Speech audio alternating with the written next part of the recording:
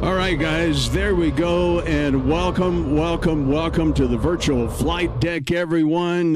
Captain Jack here, and with me on the screen are my brothers in crime, my brothers in arms, my brothers in wings, so on and so forth, something like that. Mickey Mike is here. Major Mark is here. My good friend DJ Davis is here. Guys, how you doing? How's it going? Doing all right. Another day in paradise, man. We are here. Yeah, well, welcome in. I tell you, I think we've got some fun stuff to talk about tonight. It's kind of the second edition of the year for the virtual flight deck here. I want to welcome everybody in chat. We've got some guys lining up already. Graham from Scotland is here on the Captain Jack side. FO Pilot Depth is aboard. Let's see, it's Dominic. Dom is here, and Jacob Jamerson. Mike, who you got in your chat? Mike, you're simulcasting tonight over there on the Mickey D. Mike channel. Who you got aboard? Yes, sir. Well, chat, appreciate you guys over on Jack's side, my side, whoever it is that is here tonight. Welcome, welcome. We got Mr. Cass, Nate Brown, Matthew O is in the house. We got Southwest Pilot, Flightline, Dewan. We got Thomas Roshi, Jacob Jamerson, Classy Aviation, and Activision Flight. Welcome, guys. I know it's getting we're getting a little bit of a slow start this morning, or this afternoon, I should say. Gosh, it's morning time for me, but yeah. Appreciate you guys tuning in. We don't really have too much of a hard topic to talk about today, guys, but it's been a minute since we've got a... Am I muted? Oh my gosh, I am muted. Yeah, you're not here. Sorry, OBS was muted. I apologize, guys. I'm here. Thank you. So anyway, you'll be able to hear me on the on the podcast side because it's in Discord over on Jack's channel, but apologize, guys. Yes, I got it. I get it. I'm muted. I got it. Jesus, chat was going ballistic. But we appreciate you guys tuning in with me today. I forgot to unmute me in OBS. Yeah, I think we're just going to be talking about everything that's released for the flight sim as of recent, and talk about the hype over the beautiful Indy Builds A350. I don't know about you guys, but I personally am in love with that airplane. Yeah. Talk about my new love for the Embraer 175. That's an aircraft I have fallen in love with. But yeah, guys, do appreciate you guys tuning in. Welcome back to the virtual flight deck. Owl should be joining us here soon. I know he's doing a flight right now. He said he'll probably join up once he's finished here. But yeah, guys, we're here. Welcome. Hope everybody's having a fantastic day so far. We'll let Jack get to it, and we'll go from there. Like I said, I'm simulcasting, but primary chat's probably going to be over on Jack's side tonight. So if you have any questions or anything like that, you can ask them on my side or on Jack's side. But primarily, it's going to be over at Jack's tonight. So just keep that in mind. Yeah, I'll kind of moderate that here so you guys can field the questions. Of course, EJ Davis on board, and welcome aboard, man. How are you? It's good to see you. Hey, I'm doing fantastic. By the way, there, I don't know if it's on my end, Jack. If you're a little bit quiet there. Yeah, I'm working on it. Yeah, you bet. I'm having a fantastic time. We're having a lot of fun stuff happening in VATSIM, and I'm looking forward to talking a little bit more about what we've got going on, and certainly excited for the cross land tomorrow. So definitely some awesome stuff to talk about there. Got to do a flight with you earlier this week. We had a lot of fun. Matter of fact, I think one of the things I wanted to talk about too was going to some different destinations and trying some places that you haven't in the past. I was really glad to see you do that, Jack, and I'm excited to talk about some new places that you and I can fly next time you're streaming and in the sky. I look forward to that because it was so much fun flying that evening with you around the Caribbean there. Let's see, we did we went to Aruba. Oh, we started out in Kingston. That's right. So I had not been there before. I've got a lot of countries to add to the list of countries that I visited there, and I've been doing some different stuff. And my streams in the evening tend to be just a little bit shorter, so I don't necessarily do some of those long hauls and different foreign destinations like you guys do. But yeah, I'm looking forward to hearing some more on what you got there. Major Mark Jack, is. I apologize, but you're still pretty quiet for me on my end as well. Am I? Okay, well, let's see. I'm pumping, I think, about as much as I can that way. I've got Discord turned all the way up. Let me see. Let me go one more here. Okay. Yeah, I've got that turned up as far as I can, man. I'm not sure why. Let's see. Let me try one more thing. All right, we'll do that. Yeah, I'm not sure. It was perfect when the stream started. Yeah. Okay. All right. All right. Well, we'll see here. I had to balance things out a little bit on that end. Let me know if it gets any better, and I'll try to speak up. I can't speak up. I can get real loud. Well, Jack, get loud. Oh yeah. Major Mark, how you doing, man? Welcome in. Good to see you. Doing all right, not too bad. Life is good. Enjoying the new products coming out. See, State Plane coming out. Just talk about that a little bit. Yeah. By the way, my good friend Charlie31 at Gate C31 here on YouTube wanted to say hello to everybody, and he's in the chat. He's also streaming right now. Charlie does virtual reality. He does everything from behind the lens of the virtual reality headsets. So you guys might check that out there when you get. Yeah, I'm seeing that awfully quiet in here. I'm not sure what's going on. My audio was good to start with, so I'll let you guys talk, and I'll worry about that as we go along here. Mike, Why don't you start us off and kind of poll around between EJ and Mark? We'll see if Al shows up here in a few minutes. But yeah, the INI Builds A350, that kind of is queen of the skies right now. Tell us what you think.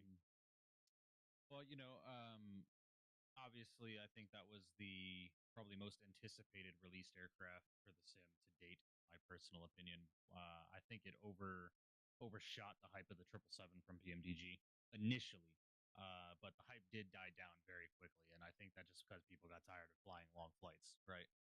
So, yeah, obviously the Indie Builds A350 released in all its glory. The release, I would say, was pretty smooth, at least on a download install side, I would say. But obviously, Indie Builds did have some issues when it came to the stability of the aircraft within the sim with WASM crashes, so on and so forth, because I actually experienced a few of those. But obviously, new aircraft with new systems, so on and so forth. There are bound to be some issues when stuff like that happens. But, I would say I've done a lot of flying in that bird, and I enjoyed it. I enjoyed it a lot, man. It's a beautiful airplane to fly. It hand flies amazingly. It's a bit of a different feeling from your 7.3s and your A320s. You definitely feel like you're flying a heavy airplane. The flap sounds, I think, are my favorite thing about that airplane right now. I think the flap sounds are probably my favorite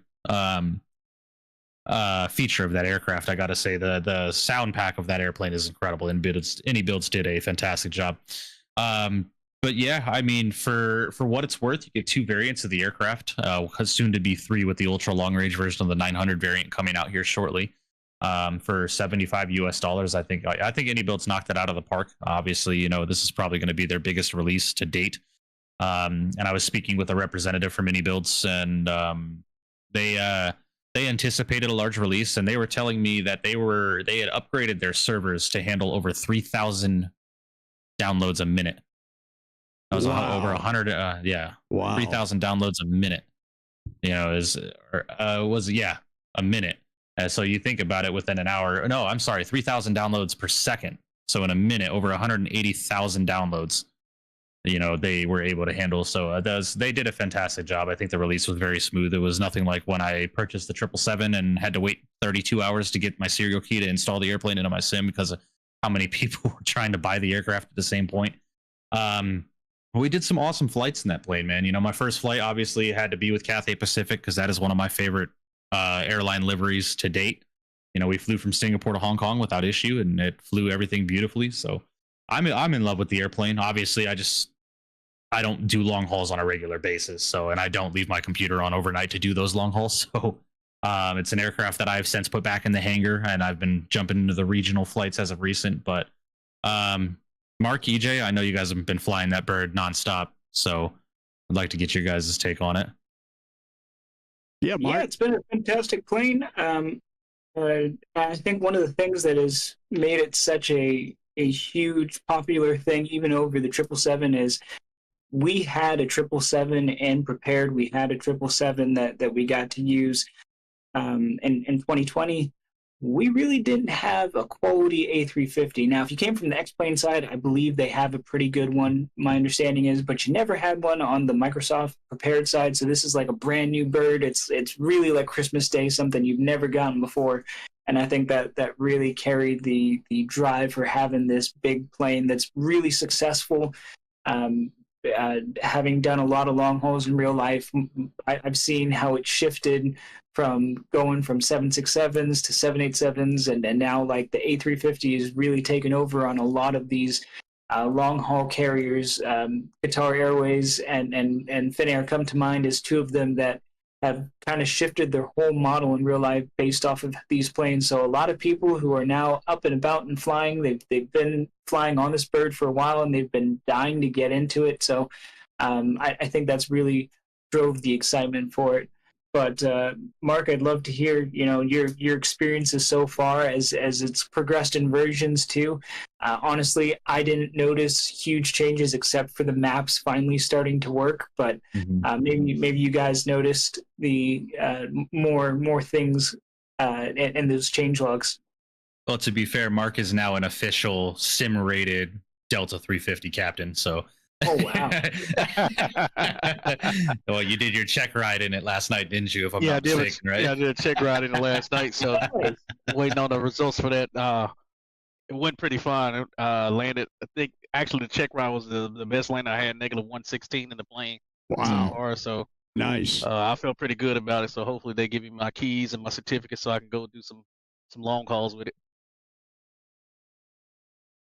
Yeah, I mean, I gotta say, Jack, I don't know if you've flown the 350 yet, or if you've dived into the system depth of an aircraft at that type of caliber, but it is incredible what is within the sim now, to be able to fly something of such new technology. You know, because obviously the 350 is probably going to turn into one of the most popular passenger jets in the skies.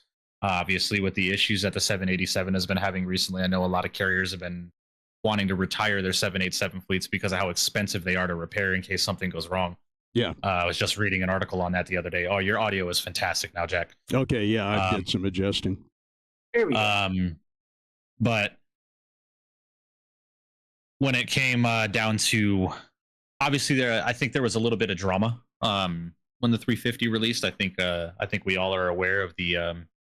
I don't want to necessarily say it was drama because I think Phoenix, the head of Phoenix, was just stating his opinions and his frustrations with people asking him questions and telling him that he should never do another Airbus ever again. I think his response was validated with why he responded the way he did. But there was some drama when the 350 released, but I don't think it was anything that would cause any strenuous, or murky water in the flight sim community, I should say.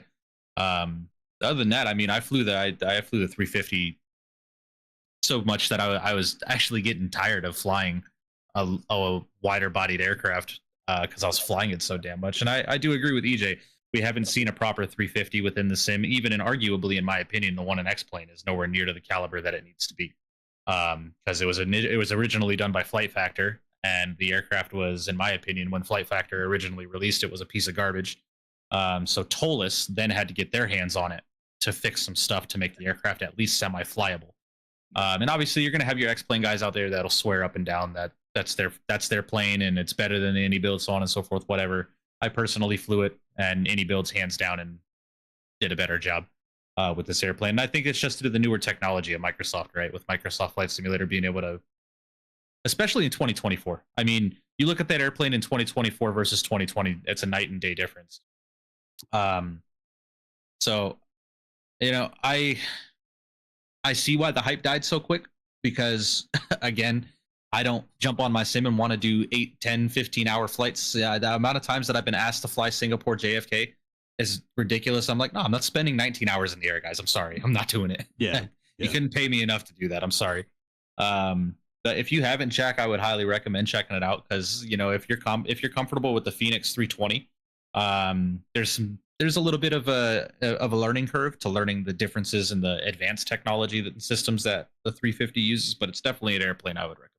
No. Mike, I wish that I had some slides to throw up of the interior of the aircraft. Tell me a little bit about it. How does it compare to the 320? What are the advances? What are the nuances that make this plane so exciting in comparison to the Phoenix or the PMDG?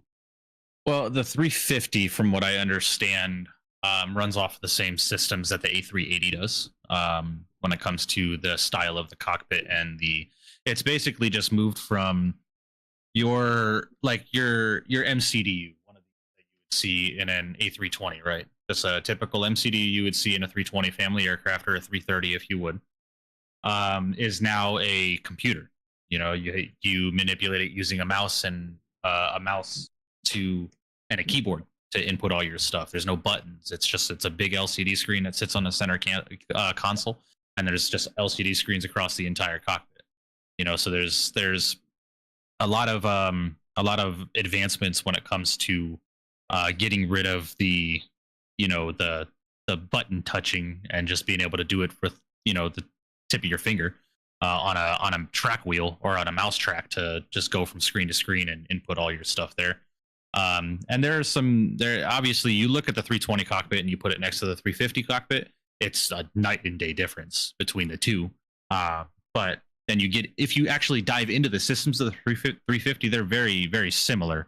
It's a newer way of, instead of hitting, your init button on your MCDU, you just have to go up to the drop down menu at the top of the MCDU within the 350, find your init page, and you're good.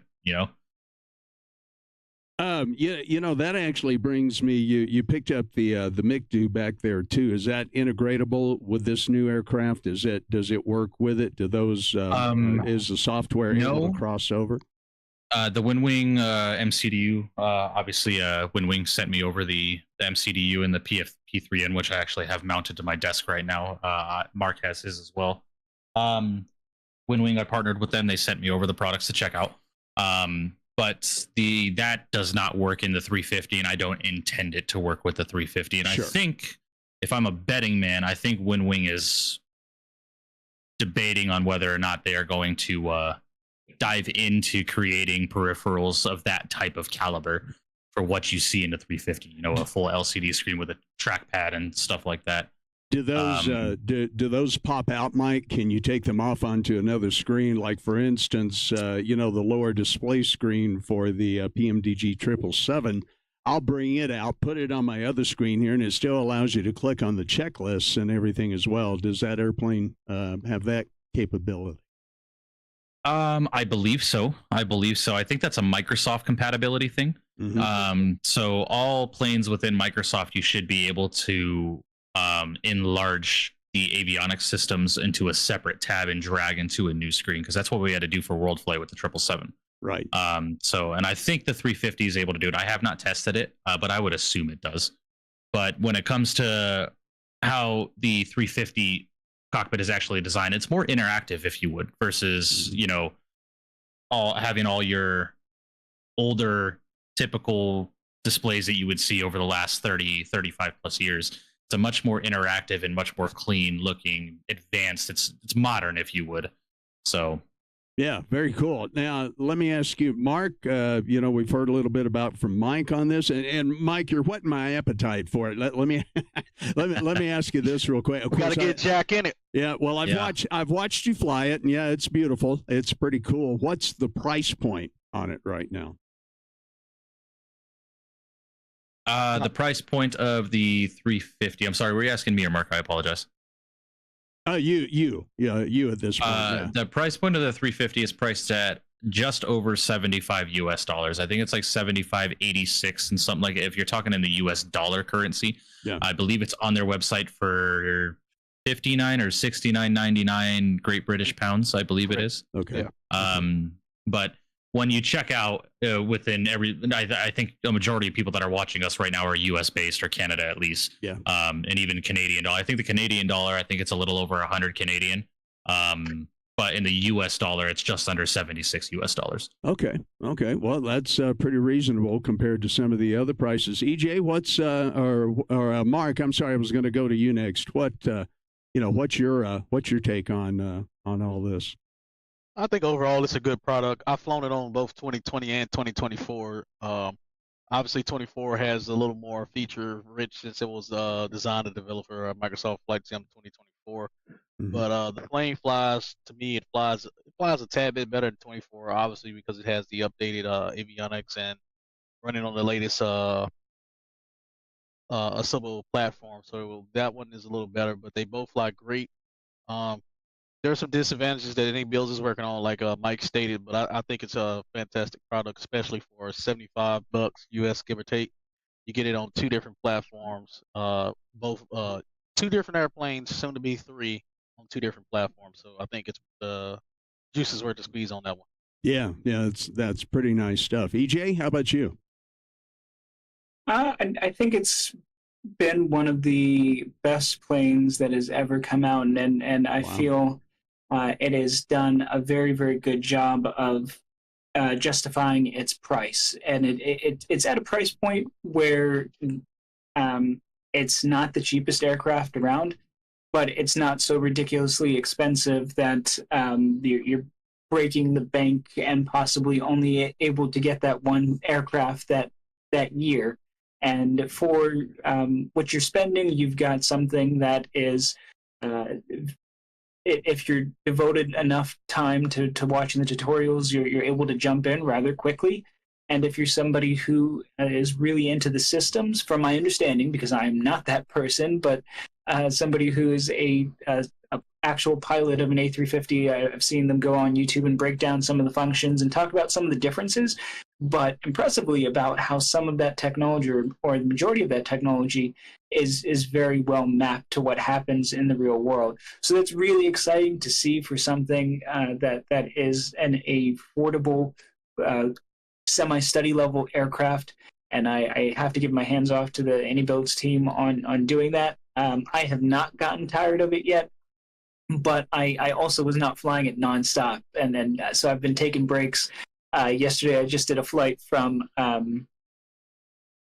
somewhere in Europe to Qatar, and I will continue to do those throughout the course of the next few months, because there's so many routes that I've been just dying to do, and airlines that I really, really like, having that aircraft a lot. So I think as we continue to see the steady updates from AnyBuilds on this aircraft, it's going to continue to be one that we revisit in the months to come, as they continue to improve that project. And until that time, it's right now my favorite aircraft that has been released.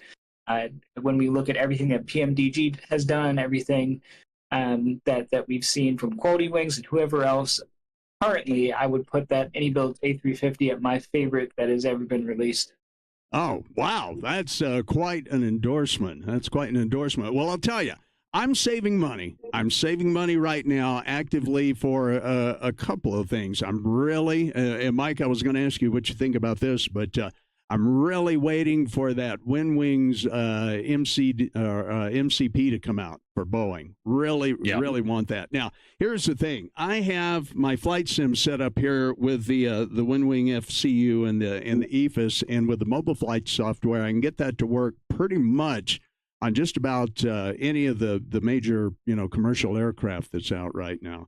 It even works for the ATR and now the CRJ, and of course your Sim CFI. You got to get the CRJ. You got to get the CRJ. So I've got that airplane. I want this one now, and I want the MCP when it comes out. And I was going to tell everybody this too. If you're not aware of, I don't really have it turned on right now, but the Phoenix product and the Sobo A320, it sends out the MICDO to come up on your iPad, and if you have a larger iPad like this one, it really, really works well. The PMDG stuff through software called Simbox. Maybe you guys have seen that. Simbox is an app that'll come up on the iPad, and it talks over your Wi-Fi network to your computer. It works extremely well. It looks good. You guys might want to check that out sometime. But I'm kind of saving my money in those lines, but now I've got to find some more money. As far as that goes. Well, we've had a very generous community when it comes to the 350. I think one stream, Owls gave away 5 copies or 6 copies of the airplane based off of donations that he received. I think Major Mark was no comment, right? I was fortunate enough to have a subscriber or a member of mine donate enough to let me give away 2 copies of the airplane. So you never know. You might have someone you might give you a little bit of a gift there, right? You never know. Well, your Sim CFI, by the way, just showed up in the chat. Hey, hope all is well. I heard my plane. Al said, "Thank you, sir." That's pretty good. And CST, you just popped back in. You've been in a couple of times. Are you there? Hello. I mean, I'm just trying to get the camera to work, which is not. Oh, okay. Well, if you want to work on that a minute, but we're talking about the I&I Builds 350, and certainly want to get your opinion on that.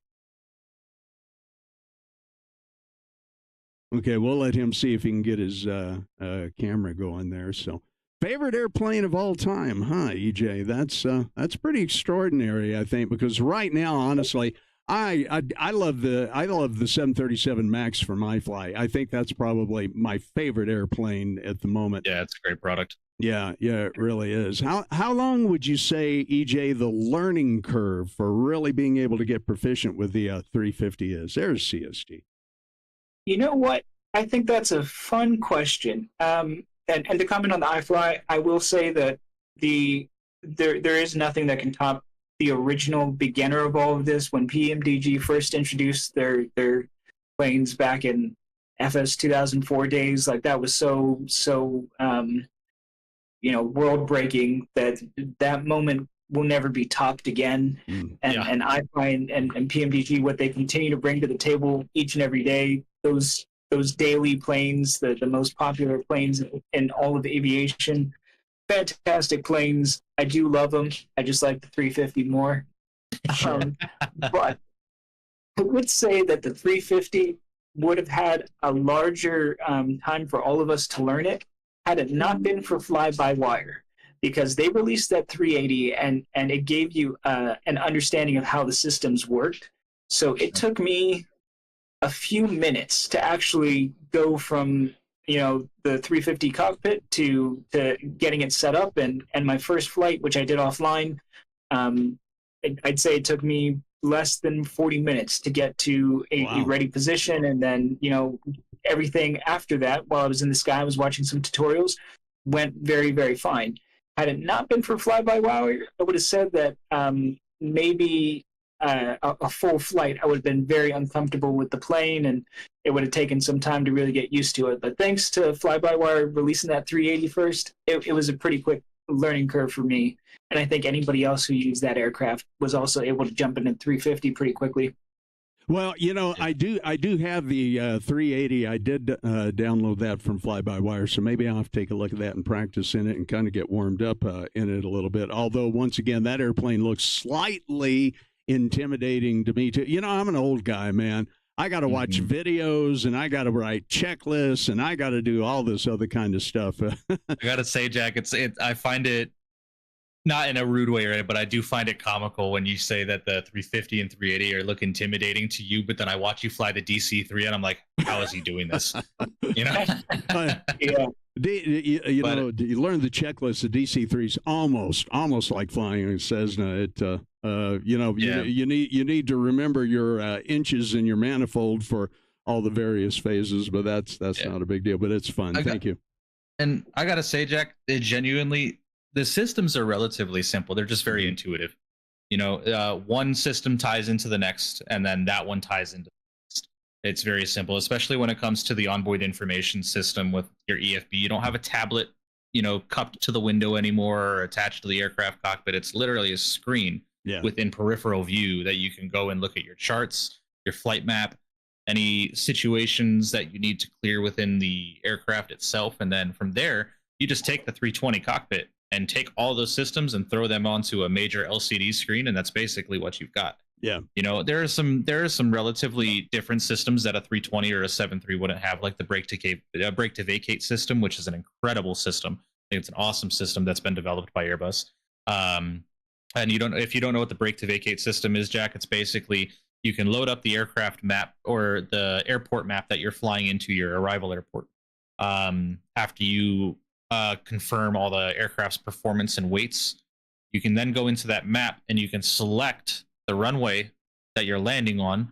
The aircraft will compute how much distance it needs to land in a dry or wet. Sorry, EJ just caught my attention in my chat real quick. I'll handle that. In a dry or wet situation, and then you can actually select the taxiway that you want the aircraft to be slow enough to vacate by, and the aircraft will literally slow down and brake enough to vacate by that taxiway without you having to touch a thing. Nice. Yeah, I've heard you guys talk about it, but that's a good explanation. I wasn't aware of it. Now, my next question, before I ask CST what he thinks, is what does Ruby think? Ruby's back there behind you, Mike, looking beautiful as always. Miss Ruby Rose, say hello to the chat. Hello, Miss Ruby. Right. Welcome to the virtual flight deck. CST, welcome in, my friend. Good to see you. Let's hear what you've got about to say about the I build. Guy, I can't talk tonight. I builds A350. What do you think, buddy? Oh, it's fantastic. I love it. I guess I'm fortunate. I haven't had as many issues as a whole lot of the community has had in with this aircraft. But Yeah, same here. yeah, 2020, 2024, no issues whatsoever. I had one Wasm crash, which was like version 1 of the plane, but ever since the first update, I haven't had any issues whatsoever with the plane. But yeah, no, it's a great airplane. I love it. I'm not a real 350 pilot, so I don't know if you know, the systems or whatnot and under the hood, it's actually what it's supposed to do. You know, that's a question for Amir over at Phoenix, which, you know, he claimed that they could do it better, but I guess that he didn't want to do it. I don't know, but yeah. Very good, very good. So, so well worth the price and the effort there. It sounds like, guys. I think that it sounds like a well worth the price. Boy, I can't get my brain in gear tonight. I am sorry for some reason. It's all good. It's been a crazy I'll week tell at you, work. the price point that AnyBuilds has selected for this aircraft is smack on what it needed to be. I don't think it needed to be any more. They could have. They 100% could have, with the fact that this is the first semi, you know, I wouldn't say it's the best product that I've ever had in the flight simulator, but it is up there within the top 3, I would say. But when it comes to the price point, it's definitely worth the money. I would highly recommend it. And definitely if you're starting to learn long haul flying and getting into those heavier jets that can do 8, 10, 15 hours in the air, the model is beautiful too. I mean, you look at the wing and while it's flying through turbulence, and I'm telling you, Jack, the minute you hear those flap sounds in your ear versus watching someone's live stream and you actually hear it within your sim, the flap sounds I'd pay $75 for those flap sounds. Well, just coming over your audio, it sounded pretty amazing because I've been there, you know, when you were commenting on that very fact, and it looks and sounds pretty incredible. I actually just got an interesting comment in my chat too. Is that someone said, unpopular opinion, but I'm willing to wait for the Phoenix A350 if it ever comes to fruition. And I think everybody here, at least personally for me, the market's wide open. And if Phoenix wants to do it, by all means, you know, if they want to do it. Yeah, I don't know. Let me clarify that for the community. 350 from Phoenix is not coming. They already said they're not going to do it. So. Yeah, I'd assume so. For whatever reason, you know, it's the reason for them not doing it is, I don't know, because somebody bit them to the punch and released one first, and they got all upset, so they stopped on the project. From what I can see from the outside eye looking in, I don't know the inside of it. I'm not part of Phoenix development team, so but from what I've seen in the Phoenix Discord and what's being talked about on why they quit developing the 350, it's crybaby crap. That's all that is. Oh, they released it. It's not as good as we could have done it. We were working on it, but now we're not going to do it anymore because they released theirs. Like, what kind of crap is that? If you think you can do it better, put your money where your mouth is and just do it. Don't be talking crap about other developers. You know, that's my whole thing. Is like, market's open. You know, if you decide to come back and say, hey, we're going to do it, I'm here for it. I don't mind having 2 350s in my sim. You know? When did they say that they were working on that? It's on the Discord. They said they were working on it for a few years, from what I understand now, and they stopped the project when AnyBuilds announced that we're going to do it. Yeah. Why? It was on Amir's plate. I don't know. It was on Amir's plate, and he said he was 100% planning to do the 350, but once AnyBuilds announced that they were doing it, they X'd the project and they focused on other things. Okay. From what I understand, they weren't planning to do it. They were already doing it. They stopped developing it because of AnyBuilds. Literally, their words were, "We stopped the development on the 350 because of this reason." And then they proceeded to talk down about the AnyBuild product, and it was not a good product. And under the hood, it was not doing the right things that none of us, 99% of the flight sim community, would know nothing about. I just told it was a childish and stupid move by the Phoenix developing team. They should just shut up, just do it if you want to do it. If not, then do something else. Or why don't you just tend to the community? The community wants a 320 and 321 Neo. Why don't you do that instead of trying to reinvent the wheel? Yeah, I think that's just common sense, right? Well, I already have a good platform. Build on this platform because instead of moving onto a whole new project that's going to take you, knowing Phoenix, it would probably take them about 6 to 7 years to develop a 350. You know, considering it took them what 6 to 8 months to give us sharplets. Come on, let's be serious about the whole situation here. You know, it sounds to me, honestly, like people aren't really looking at business plans in some of the developer community. You know, I've known you guys for, nigh on a couple of years now. And one of the things that I keep seeing as a common theme is it seems like all of these developers, at least, some of the larger ones, are really just kind of, I think, a little more ego-driven than they should be, and and they complain childishly about other. I'm going to go out on a bit of a limb here. Like I said, I'm an old guy. I don't have time for that crap. Yeah. What do you think? I think where the argument is made, or not argument, I should say, but where Phoenix was saying that they could have done it better, and who knows, that could be a true statement. We don't know. Until they do it, we won't know. However, I think where Phoenix is making their statements is basically, you look at the A320 family platform, right? The 19, 20, and 21. And there are so many things in that aircraft that you are able to do and not able to see just by the naked eye that the aircraft is doing in the background, right? So, like, for example, the oil viscosity actually changes within the sim based off of the temperature that the engine is running. That's not something that you would see in like the PMDG, or you would see in other everyday used aircrafts that we see in the sim. So when it comes to the level of detail that Phoenix goes into their products, is where I believe their opinion, and I put heavy quotations over their opinion, because it's again, I disagreed with what they were saying. I think they're saying is there's too much that the aircraft does not do, and I agree with CST when we say this, that 99% of the flight sim community probably would not care that the aircraft does. For me personally, even with any builds, I could give a damn about a bird strike simulation. I could care less. I just want the aircraft to fly point A to point B at a semi-high fidelity level with the systems in depth to my knowledge, to where I know how to fly the aircraft and it's able to fly established procedures or ILS approaches, RNAV approaches, fly a hold adequately, be able to participate in events such as cross the land or cross the pond without having to worry about a controller telling me to do a hold that I can't do, or else off 330, right?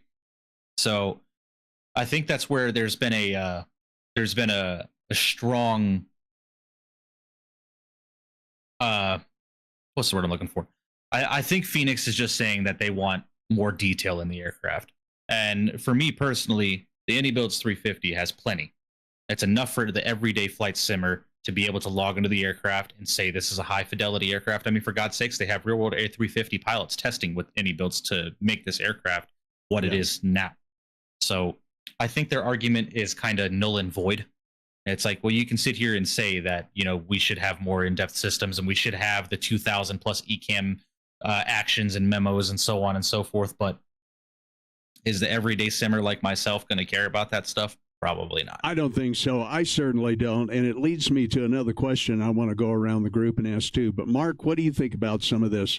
I'm curious to know what you think about, it seems to be, is it a competition or is it an ego-driven thing? I think it's a little both. Coming from Flight Sim 2002, this is the norm. I think for a lot of our new simmers, they're just getting their first taste of it. Kind of had a little dry spell here between P3D, Microsoft 2020, X-Plane 12. The fight has been more so with the Battle of the Sims. Now we're in one sim with a Battle of Developers now. It's always been here. It ain't going nowhere. Yeah. Again, I don't care about the whole simulation of bird strikes, lightning strikes, whatever they got on that whole page of stuff that I don't pay attention to. I'm just going point A to point B. If I want to simulate failures, I'll set it up myself. And to put in perspective, I apologize. Go ahead, Mark. Go ahead. Yeah, in terms of delivering me a whole set of that, they could have did without that. That would save my computer a couple of gigs of memory. Yeah. And to put in perspective for you, Jack, Amir from Phoenix stated this in their Discord, which again doesn't justify what he was saying in my personal opinion. The A350 is his all-time favorite aircraft ever to exist in the aviation world, which is why he said he's so passionate about it. Sure. But at the same time, I'm a Corvette fan. Doesn't mean that I get to go to Chevy and bash on their new Corvette C8 because I think it's a piece of garbage. There right? you go. You nice. Know? Yep, for sure. By the way, Al said it was a plan. Randy says, anyone remember Sublogic 5 1/4-inch floppy disk? Oh, yes, I do. I most certainly do. So, EJ, your take on this particular part of the issue? I think we've got few developers that have their own different types of followings. It's not the first time we saw something like this happen. I very strongly remember the difference between FS Labs and Aerosoft when we had the 320, 321 back in the day. And FS Labs took their time to develop the plane that they wanted to develop. Aerosoft was able to get it done much quicker, and it satisfied a demographic of the population that just wanted to fly in a 320, which included me. And I'll be honest, I don't necessarily look for study level or the most realistic. I look for the most fun that I'm going to have. And Aerosoft gave me that plane that I was looking for. People who liked FS Labs wanted that more in-depth feel, the things that Phoenix does, where you have like buttons that you press in the cockpit that you wouldn't even know it did anything, and pilots wouldn't even know it does anything unless it's malfunctioning, and Phoenix modeled it. If it comes down to the 350, I think they made a very silly decision to stop developing an aircraft because another developer beat them to the punch. I would understand if that was their market, what Any Builds has released, if that was the type of plane that Phoenix was planning on making, but it's not. And so, in my opinion, the people who want that higher study level, they would have waited for Phoenix. And even the people who bought the Any Builds plane, if they really wanted that in-depth feel, they probably would have bought it. I wonder if there's more to the story here, like they got into it and then realized how much work it was going to be, and then decided, yeah, this isn't for us. We just don't have the time to commit to it. But to me, it's very silly for them to allow something as quick as mundane as just the fact that Any Builds released a A350 ahead of them to stop them from making a plane. As a matter of fact, why didn't it stop them when Any Builds made the 320 and 321, and they still released their own plane? So I don't understand their logic on this one. Yeah. It's kind of the same thing with the people that have not bought the iFly because they're waiting for the PMDG Max 8 to come out. You know, it's the, you know, you have, it's like your X-Planers versus Microsofters, you know, you have your X-Planers that'll be faithful to that sim to the day they die and will not hop over to Microsoft and so on and so forth. But, you know, again, my opinion is the fact that the market is wide open and Phoenix decides to say and come back and, hey, we've decided to do the A350. Well, I'll be waiting. Let me know when it's there and I will happily check out the product and I'll make my determination of opinion there. But for what it's worth, I mean, it still does not diminish the fact that the Any Builds 350 is an incredible airplane. You know, Absolutely. Amir from Phoenix just said he thought that their team could have done a better job and that he's disappointed that Any Builds didn't include the stuff that they would have included. But tomato, you know, you can't complain about another company, right? You know, it's like I said, you use the car market for a reason. It's like Chevy coming out with a brand new Silverado 1500 with all the cut type of stuff, and Ford going, well, I guess our F-150's next. You know, it just doesn't make sense like that, you know? For sure. Well, listen, that actually is a question I wanted to ask you guys tonight, too. You kind of touched on it in there a little bit. You're live streamers. You do great content. You know, you're flying airplanes. You're looking at them in depth. You're teaching people how to use the airplane and how to program it, how to fly it, how to do all the procedures and all of that. But do any of you guys do failure simulation at all? Now, Mike, I think you said you didn't, but CST, do you ever, get up in the air and says, okay, guys, I haven't seen you do this on a stream, but get up in the air and say, okay, we're going to fail the right engine and do the procedure to go back and land safely. You know, do you do any of that kind of stuff, CST? No, I'll leave that to the real palates of the YouTube world. That's not for me to do because I'm not trained in that. I'm not gonna be doing it the right way regardless. So if I do it, it will just be a clickbait, stupid freaking thing that I would do just do why. I don't see no reason for it. It's like, it's like anything else, right? I'm not gonna go bake a cake. I'm not a freaking I don't know how to bake a cake, right? That's not what I do, right? I know just enough to get me in trouble. So I find it silly when I see people that actually simulate that kind of stuff, and they actually go, "Okay, this is what we're gonna do." Like they know what they're talking about. Like, shut up, dude! You don't know what the hell you're talking about. You're not a real pilot. You're not trained. You don't know what the EPs are. You don't even know what EP stands for. So, don't. Just don't. I don't know what that stands for. I'm learning. Exactly my point. The only reason why I know a lot of this lingo is because I worked in the aviation industry for 26 years. Of course you do. Yeah. But still, I'm not a pilot. I was stern qual. I was taxi qual. I was able to take the plane from one point to another on the ground. The only thing I wasn't able to do in a plane was take off and fly.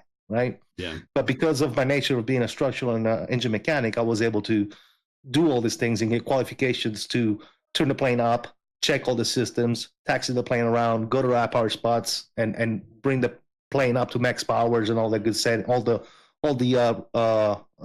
required settings, make sure that all the parameters were in limits. That's stuff that I did. So I was trained to actually know what to do in the event of an engine fire, right? Because I needed to be able to know that type of stuff, right? If I am at 92, N1% N1, and I get a number one engine fire, what do I do?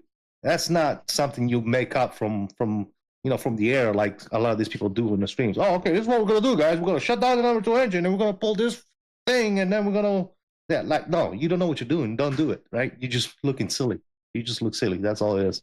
Okay. All right. Very good. Mark, what do you think? Have you simulated? Have you tried to see the capabilities of the simulator with a failure like that, or set up random failures? The software will do that. I've got all mine turned off. I am not there. So what do you think? I don't do it I do it in the privacy of my computer screen. I don't want anybody to see me doing it. I just do it to mess around. Yeah. A little bit like CST, got some training, but not enough training to say, hey, not Mr. V1 or, flight deck to sim. I don't have a FAA card right here saying that, I'm type rated on something, so I don't really mess around with this stuff. Sure. If it happens, I deal with what I can just to get the plane where I'm going. Yeah. Yeah. EJ, how about you, buddy? What do you think? I think I just like to have fun, and so yeah. pretty much a consensus. Mike, any further thoughts on that one? Well, for me, I see both. I see both. How am I trying to word this? I see both reasons for it being there versus not being there. I see those that want those types of failures within the aircraft so they can simulate it and do their best to learn and all that kind of stuff. Because, there are people that use the simulator for practice, and, V1 uses the sim to, get before he goes in for a 6-month check and stuff like that to go over, engine 1 fails and V1 cuts and so on and so forth. And for me personally, like I said, I think the vast majority of flight simmers are those that just want to get in the plane, fly, and get to their destination without any issue. Now, obviously, you have your issues here and there where the aircraft just isn't cooperating with you, which isn't a failure of the airplane. So sometimes it just doesn't work. But, I've had my fair share of emergencies, quote unquote, quotational emergencies within the simulator. I've had a pressurization failure in the 737. I've had an engine fire on takeoff in the Airbus because, for whatever reason, I decided to de-ice the aircraft with the engines running. And I think Phoenix doesn't like GSX de-icing for some reason. So, I've had my fair share of being on the VATSIM network and having to declare an emergency and hoping that the air traffic controller on at the time will accept my emergency and handle me back to the airplane or back to the airport. But, for me, like I said, I think vast majority of people just want to be able to simulate a point A to point B flight without issue. And that's where I think majority of our developers are gearing that towards. Now, obviously, all of the aircrafts that we fly have the capability to simulate emergencies. But for the everyday simmer, there are things within the Phoenix 320 that I will never touch in its life cycle because I just don't need to. Yeah. You know, I don't have failures on in my sim, but when they happen, I handle it because the Airbus literally will tell you what you need to do in order to handle this emergency adequately. Right? It's either land ASAP, handle the ECAM memo, get back to the airport. You know, so do I think emergencies are fun? Hell yeah. You know, there's some cool aspect to it because especially if you're flying in a not so busy airspace. You know, when I had that pressurization failure in the 737, I actually was on VATSIM flying a United virtual flight, flying from LA to San Francisco. The pressurization of the aircraft failed at like 29,000 feet. I had to do an emergency descent down to 10,000 and return to LA, and VATSIM handled it 100%, bringing me back to the airport. And the United Virtual accepted my PIREP because I put in my notes that I had to return to the airport due to a pressurization failure and declared an emergency. So it was a cool simulation. It was cool. You know, it was cool to see the simulation behind it and see, you know, hey, what's your fuel in minutes? How many souls on board? So on and so forth. Obviously, we don't. It's me, myself, and I at my comfort of my own home. I don't have 168 people behind me, real world, right? Yeah. But for what it's worth, you know, I love that it's there and that you have the ability to do it. So if you want to go and do your V1 cuts and your engine 1 fires and, you know, do your autopilot failures or your IRS failures or whatever it may be, it's there, so you can do it. But I don't think it's something that the vast majority of the community is really concerned about having within the aircraft. Yeah, and I think that's the dumbest argument people have made with me is like, well, you can't do failures. I was like, I don't give a shit about failures, to be quite honest with you. Does the airplane fly? Will it simulate to the best of its ability me doing a point A to point B flight successfully? Right? Am I able to fly direct? Am I able to do a hold? Am I able to fly an RNAV procedure? That's what I care about. I don't give a damn about bird strikes. I don't care about the engine cowling getting dented. I don't care about going into the aircraft engine and checking the oil. That's not my job. My job is to get into the airplane and fly it. You know? But yeah, I mean, I'll do it every once in a while. If I want to simulate an emergency, I'll just, hey, turn them on. See what happens. Let's see what emergency I get this time. Yeah. Do you keep any kind of checklist? Do you have a quick lookup of an emergency checklist for anything? Do you keep those to be quite honest with you, not necessarily checklist wise. If I have a specific emergency because you have to understand when it comes to real world, every airline will have a different procedure they want their pilots to follow in the event of an emergency. It's called their standardized operating procedures. Every airline handles emergencies differently. Now, obviously, you have what the manufacturer requires or / recommends in the event of an emergency, but the airlines do have the ability to sway from the aircraft's or the aircraft manufacturer's recommendations and come up with their own checklist. Airbus is simple. You get an emergency, boom, it pops up right in that middle screen. You follow that line for line and you're handled. That's all you got to do. But for me, nah. Yeah. If I get an engine fire, I know, let me follow my ECAM action because I'm flying to 320 primarily. Let me follow the ECAM action. Let me discharge the agent. Let me go back to the airport, and we'll go from there. Did I do it like a real world pilot? Probably not. Probably not. Yeah. But for the hardcore simmers that are training and real world pilots and stuff like that, by all means, it's there.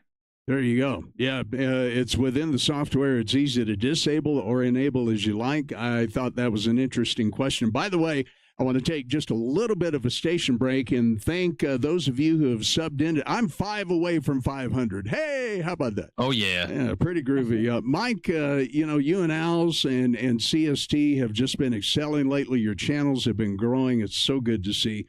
I think you guys just provide such great content, such enjoyable evenings of watching you guys fly. And now I want to ask you real quick, don't forget, guys, to hit that thumbs up button on both Mike's channel and my channel. If you wouldn't mind, that would be awesome. I appreciate the subs over here. We were talking about that a little bit before we got started off air. And so appreciate each and every one of you for sharing some of your time with us, spending some of your valuable time hanging out with us and watching what we're doing, hopefully really having a good time as well.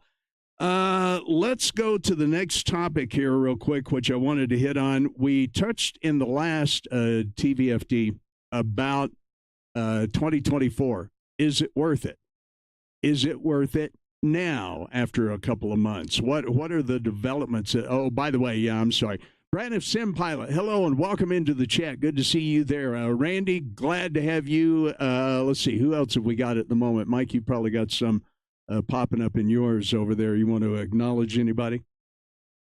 I've got Mr. DZ Aviation. Guys, if you are not familiar with who DZ Aviation is, he's another flight sim content creator here on YouTube. He is a fantastic content creator. Unfortunately, he's been down a little bit with the Rona, very bad variant of the Rona. So I do glad he's recovering well. Kevin47, my man VSeth is here. Appreciate it. I had to ban somebody, that will get rid of that. But yeah, guys, we're still here doing the virtual flight deck podcast per the usual with Mr. CST Game and Major Mark and EJ Davis. Wherever the hell Owls is fucking off to right now, I don't know. My language. He's probably just trying to become another sim-rated 321 Delta pilot again. But Mo Aviator, Activision Flight Plane Studios, what's going on? Hope you guys are doing well. Guys, Jack is 5 away from 500. Everybody that's in my chat, go to Captain Jack, subscribe, watch his content. He just has so much fun over there, man. You know, it's not your typical everyday flight sim content creator over there, man, where you're just getting in and doing your point A to point B flying and calling it a day. Jack has some fun over there, so I'd highly recommend you guys go check him out. Thanks, so Mike. Make sure you go ahead and head over and let's get this guy to 500, shall we? I appreciate that. Yeah, you know, I think I'm finding a little bit of a different niche that I want to do. A lot of you may or may not know, I'm a disc jockey from way back in the early 70s, and I've found something that I've started doing, especially doing cruise. Now, we still do all the procedures and talking to ATC and so on and so forth, but I think maybe I'm just a little on the hair less serious side. And I don't monetize my channel, never want to monetize it, don't care to do it, don't care about any of that. I just want to have fun and kind of do what I want to do, and maybe even promote a little music that the younger generation isn't necessarily familiar with. So guys, touch over on one of my streams sometime and I'll show you what's going on. I'm gonna kind of angle off in a little bit of a different direction. One, because it's fun and what I've loved to do. And if you ever get a chance, look up on YouTube here, look up Jojo, Jojo Kincaid on Q106 in San Diego. He will blow your minds. That's the kind of disc jockey I want to be when I grow up. So we'll leave it we'll leave it at that. Let's get on to the flight sim question though. CST, why don't you start us off? 2024, has it grown up enough to be worth it at this time? What do you think? I'm out. Cap Jack at 500. That's what I'm talking about, baby. Mickey Mike comes in. Yeah, Mickey Mike chat coming clutch. Appreciate y'all. Hell yeah. Congratulations on 500. That's an incredible milestone. Thanks, buddy. I appreciate it. CST, sorry about that. Go ahead, CST. Apologize. What do you think, mate? I'm enjoying it. I've been flying it more and more lately, especially after Sim Update 1. The only thing that is not making me move to 2024 all the way is the lack of airplanes. Right now, we only have the Phoenix at 350 and 300. And that's it. And then we have this stock Asobo aircraft, which are one more shitty than the other. But that's to put it mildly. I tried the Max the other day, and it was a total disaster. I was gonna say, man, I saw that thumbnail, and I was like, oh man. I was trying to give it a shot. I was trying to give it a chance, but it's got no chance, man. And going back to that, right? So I did that stream. I flew that plane. If you're an Xbox player, that plane is perfect, right? It's gonna do what you need to do on Xbox. If you are a new to flight simulation and you have a PC and you don't want to spend, whatever it is, $60, $70 for the iFly, that plane will do you, right? It's gonna get you to where you're going, but it's not comparable to an iFly, a PMDG. I would say that that's right around the same level as a Lat VFR plane or one of those, right? And so it's got the basics. It does the basics, and that's about all it's got. Even textures and all that good stuff. It's not at the level of PMDG and iFly, which I wouldn't expect that, right? It's a free airplane that comes with the sim, so it is what it is at the end of the day. But like I said, for the young new flight simmer and for the Xbox guys that don't have anything else, they'll do the job. But going back to the question, I have tried out a lot of sceneries from 2020, porting them to 2024, and for the most part, they all worked. Now, they're not the best, meaning some of the textures might not be 100%, but they still look decent in 2024. For the most part, the only scenery that I come across that doesn't work for me, and it seems to work for other people, I don't know why that's a thing, is the any build LAX. LAX does not work for me. So right now I'm rocking the Asobo LAX in 2024, but for the most part, I've ported over a lot of my sceneries from 2020 to 2024, and it all seems to work just fine. You just got to make sure that you do the same thing you do with 2020, right? There was a rumor going around that you don't have to do this, but you 100% have to do it. You got to go into your library in the marketplace, and you got to disable the Asobo scenery if there is one. Because just like 2020, you can't have two sceneries overlapping each other. It's not going to work out. It's going to give you issues. So make sure you do that. Another thing to watch out for in 2024 right now, even after Sim Update 1, is a lot of the liveries for aircraft that are on either FlySim.to and even some of the installers, kind of like the one with Phoenix, some of the liveries that you install on 2024 will make your sim crash. So if you are experiencing CTDs, I would suggest that the first thing you look at is liveries. Take your liveries out of the community folder and see if the plane works, because 9 times out of 10 it's going to be the livery. Something about the livery, I don't know what it is. Even if it says, if you download a livery on FlightSim.to that says it's good for 2024, make sure that you are checking it. And a lot of times that's what it was. I was going nuts for 3-4 days trying to figure out why my Phoenix would not load and crash to desktops and all that good stuff. I reinstalled the Phoenix, reinstalling the same damn liveries, and then I figured out, I'm like, well, let me just put the plane in the community folder and see what happens. And it worked like a charm, right? And then I slowly started to implement the liveries back in until I found what livery was causing the issue. I forget which one it was, but one of the liveries were making my sim either not load, stay into the clouds, the little cloud view where it just stays up there, and it just stays up there forever. Yeah, the GTA view, and or it would just crash, right? So definitely look at that. But for the most part, I even flown the 380, the fly-by-wire 380 and the fly-by-wire 320 supposedly are good to go. I know the 380 flies just fine on 2024 because I've already tried it. I haven't tried the fly-by-wire 320 Neo yet, but I'm sure if the 380 works, the 320 is probably gonna have no issues. But yeah, once the PMDG makes it over to 2024, which is not looking too good right now. They keep delaying it. They keep saying it's going to take a while, something with the SDK. I don't know what's going on in PMDG's house right now. But, if people like Fly-by-Wire and Any Builds and Phoenix are able to do it, why in the hell is it so hard for somebody else to? I'm not sure. Maybe they're liking the experience. Maybe they don't know what the hell they're doing. I don't know. I don't know what it is. But at the end of the day, I love my PMDGs, just like I love my Phoenix and Any Builds and all that good stuff. So I want my PMDGs in the sim. I want my E-Jets in the sim. I want my CRJ. I want all those planes that I have in 2020 that I paid good money for. I want them in 2024. Even if I got to pay for an upgrade fee, I don't care. I just want it. Once those make it over to 2024, I am most likely not going to be a 2020 person anymore. Wow. Okay. That's quite an endorsement.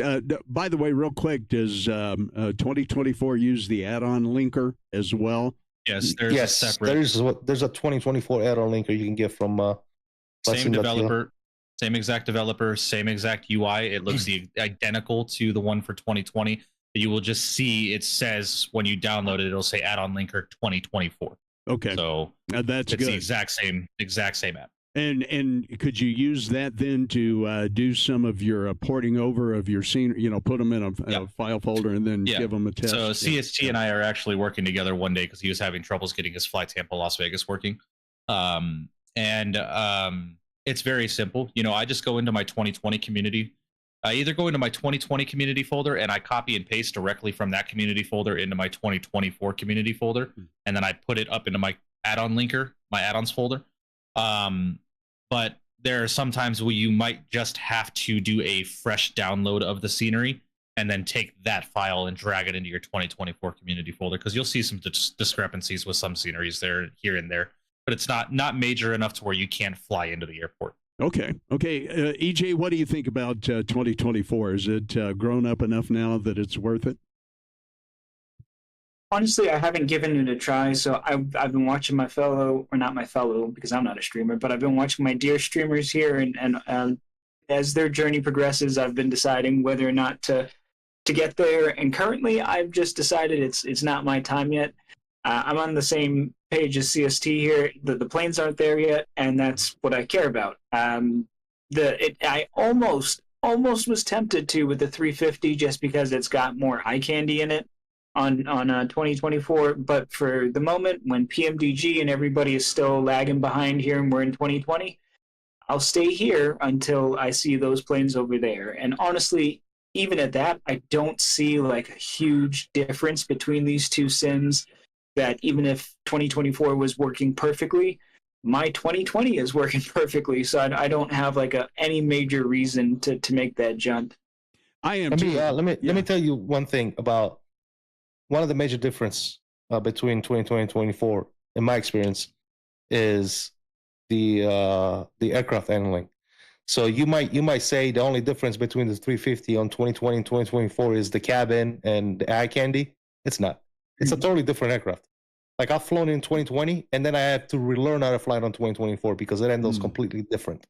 The flight model and everything, the way it reacts with the environment in 2024, because the environment in 2024 is a lot more realistic, as we all know. That's kind of like one of the major points of 2024.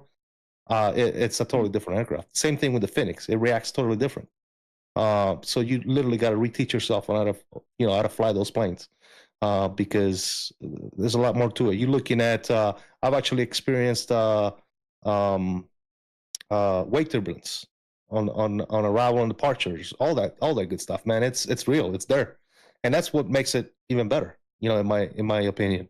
So yeah, like I said, I'm not trying to sell it here. I'm not making any money off of it. The only I'm just speaking by what I've experienced, right? So. It does feel better, and performance-wise, it's better as well, right? So for those people that are having issues with the sim, obviously, like, oh, this performance on the sim is crap, right? This doesn't work. For me, it's been running fantastic, and the performance I get out of it, it's double the FPS. So on a good day, I would get 90 to 100 FPS on 2020 with the same settings, same aircraft, same environment, same airport. I get double that. I'm looking at like 150 to 170 FPS on 2024. It's absolutely ridiculous. So whatever they did with that thing, whether it's a streaming thing that they got going on, I don't know what it is, but the sim just runs smoother, it looks better, the colors are better. The night lighting makes me want to cry, dude. Every time I fly at night, I start crying. I'm like, this is real. This is great. This is outstanding. Could they tone down a little bit on some of the bloom and stuff like that? Sure, they could. Maybe sometimes it's a little too bloomy, but at the same time, it's gorgeous, dude. Even the skies, the stars, the moon, you name it, dude. It's just like the city, like when you're flying over a city and you got that city glow at night that you see if you're flying on a plane in real life. That's what you see in 2024. It's so good, man. I think it's got great potential.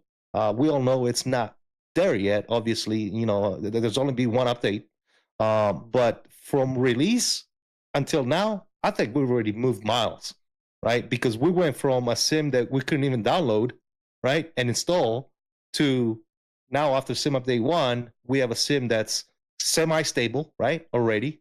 We already seen a lot of third-party developers optimizing their sceneries and their aircraft, so that's coming. Some are slower than others, but it's coming. So I'm very excited for it. And I was excited before the release of 2024. Then they killed my excitement very quickly, right? With the first couple of weeks. Then I put it down. I was like, this is garbage. I'm not going to do it. 2020 for life type deal, right?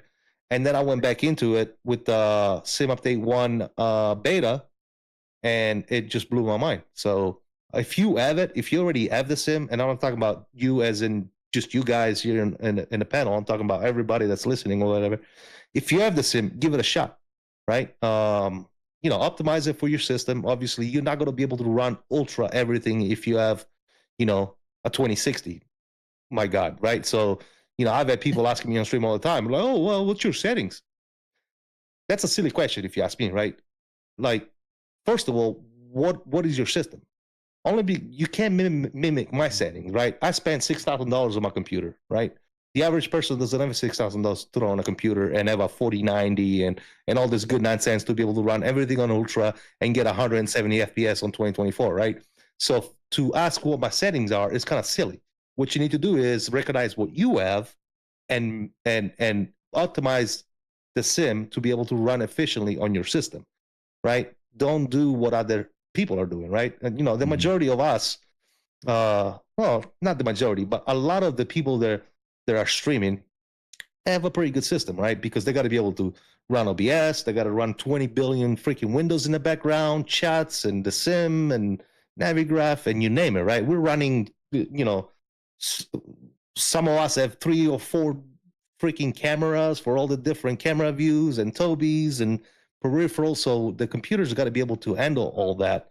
And that's the reason why we put a pretty penny on it, because if we want to continue to do this and stream and, showcase and all that, we got to be able to do it, right? We can't just do it on Apple laptop, right? So yeah, it's an investment for sure. It's an investment, dude. So whenever I see people asking, what are your settings? Your sim looks great. It doesn't matter. Like that's not a question that you should ask. Just take a look at what you got and optimize the sim to your system, right? Make it run smooth, make it look decent. You can't set it to ultra and rock it, dude. It's not going to work out, right? So that's my 2 cents on that. If you're having issues with the sim to where you having stutters or lags or whatever it is, turn some settings down, dude. Play with the settings. That's all you got to do. Get it to where it's running smooth. Mm-hmm. And yes, it's probably not going to look as good as a lot of the people you see on YouTube, but you got to think about how much money was spent into making them look it that way, right? Yeah. Mark, how about you? 2024, is it worth it now?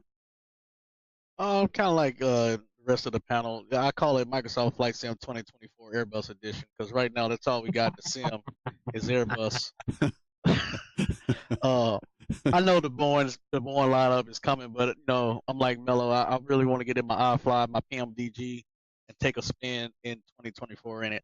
I've had success in it. I'm actually flying it right now with no problems. Very good frames. Again, your sim, your PC build may vary on how the sim runs, but I think ultimately we're getting there. Sim Update 1 has helped out a lot in terms of stability, crash to desktop for some, but not all. But I think as we continue down the line, it will get better. I mean, just look at the rollout of Microsoft 2020. A lot of people didn't really switch over until about Sim Update 5. So, I mean, just give it a little more time, and it'll be there for everybody. Okay, good. EJ, I'm sorry, did I ask you this question already? Did you get to answer this one? I did. Yeah. Okay. Thank you, though. Double checking. I've been paying such close attention to everybody. I kind of forgot what you said back in there. For me now, guys, the money's going elsewhere. I'm not interested in 2024. 2020 is working so great for me right now. It's virtually problem-free. Let's hope it stays that way next time I kick on the stream. But bottom line there for me, it's just not worth the money right now. Everything is working. It's looking good. It's working the way I want it. I'm happy. Mike, what's your final thoughts on this? Well, for me, I've had a bit of a different experience with 2024. For some reason, 2024 is just not working for me very well. I attempted to fly the 350 on 2024 a couple of times on stream, and unfortunately, I was not successful, to say the least. Now, granted, that probably had to do a lot with the WASM issues that the 350 was dealing with at the initial release. So I have not updated to Sim Update 1 because I'm in the same ballpark as you, Jack. 2020 is working beautifully for me, so I don't see any reason to make the full switch just as of yet. But obviously, at a content creation standpoint, 2024 is definitely something that I'm going to keep my eye on and make sure that because I have to agree with CST, man. The night lighting alone in that simulator is incredibly different. It is actually, in my opinion, the first sim that has gotten the night lighting done right. Now, like CST said, the bloom could be because when it first released, it looked good, but man, you would land at an airport and those lights would just be blinding you because they were so heavy. But they've toned it down a lot since then, and the night lighting in that sim looks incredible. The flight dynamics feel great. You know, the turbulence, I don't have to have a third-party add-on for turbulence and wake turbulence for that sim and all that kind of stuff like I do in 2020.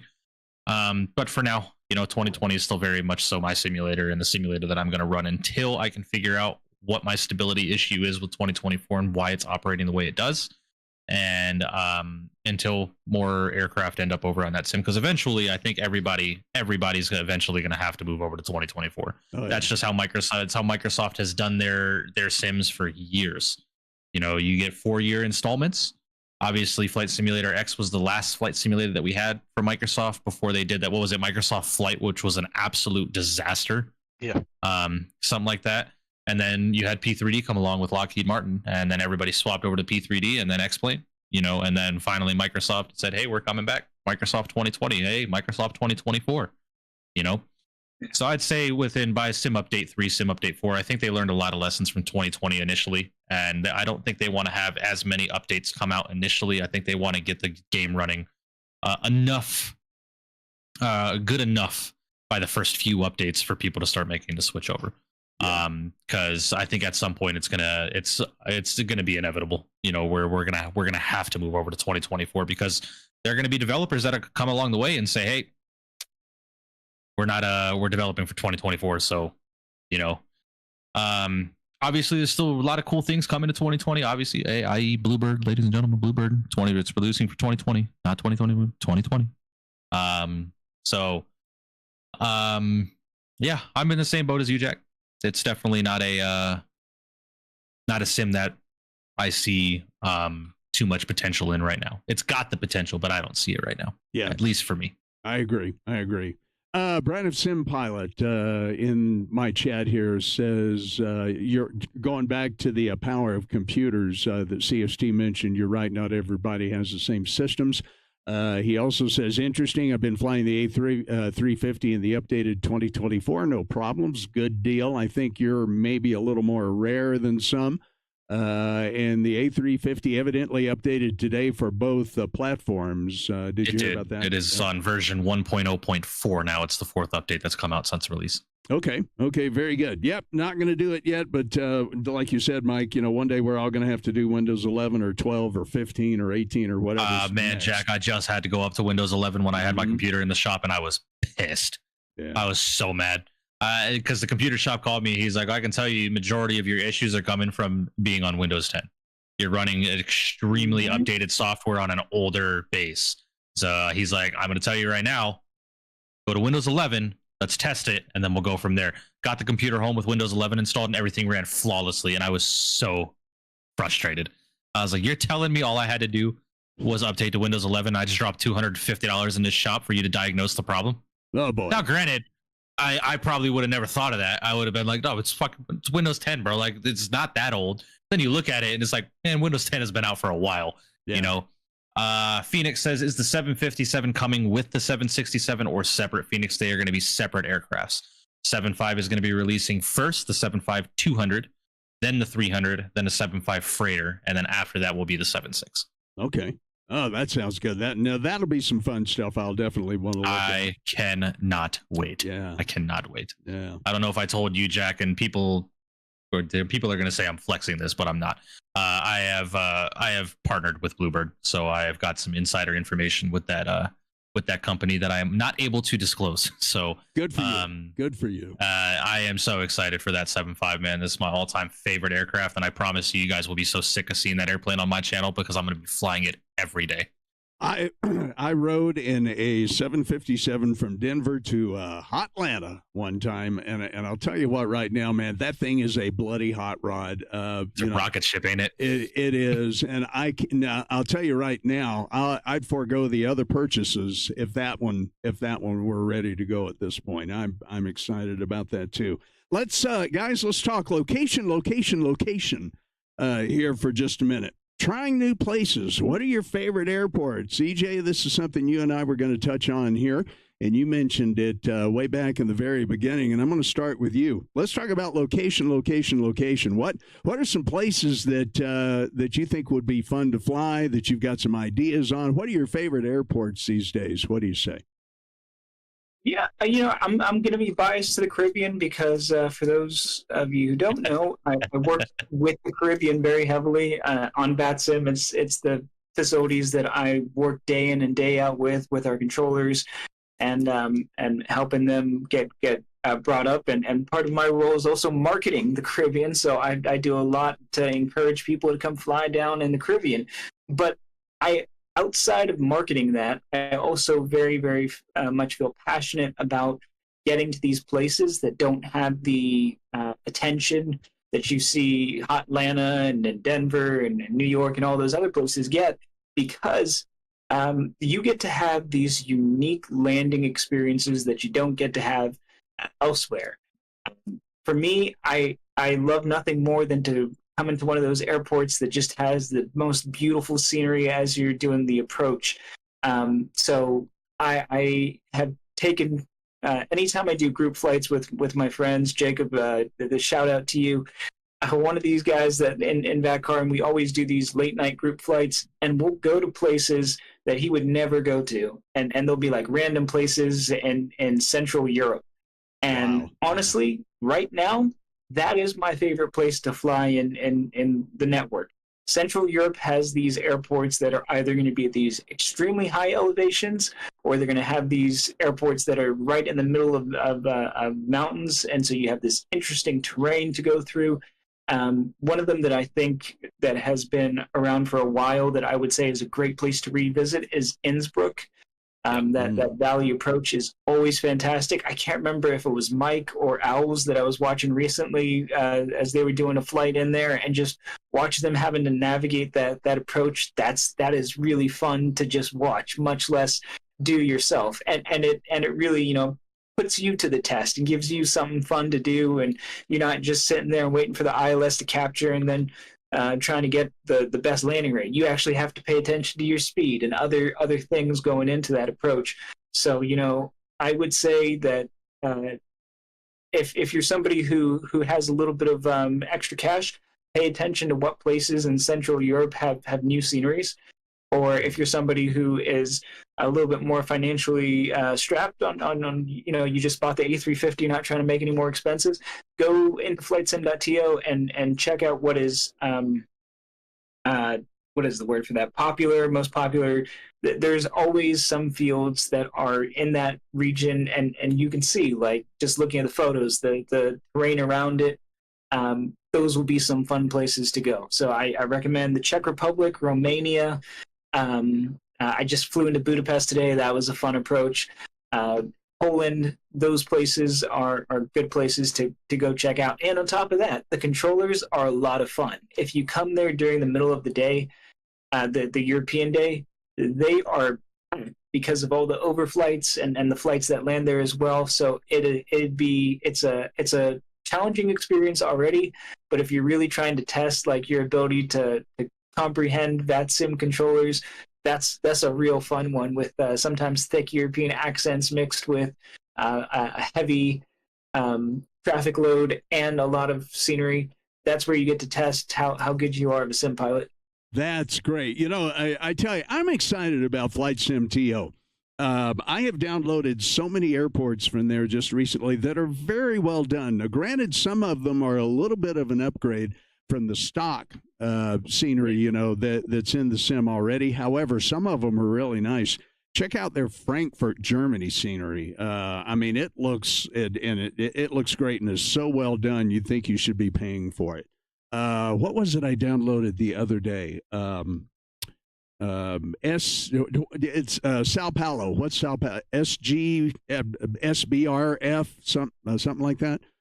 Man, I couldn't believe how good this stuff looked, and it's free. And you can also get for instance, MobiFlight customized profiles for the peripherals and all of that kind of thing there.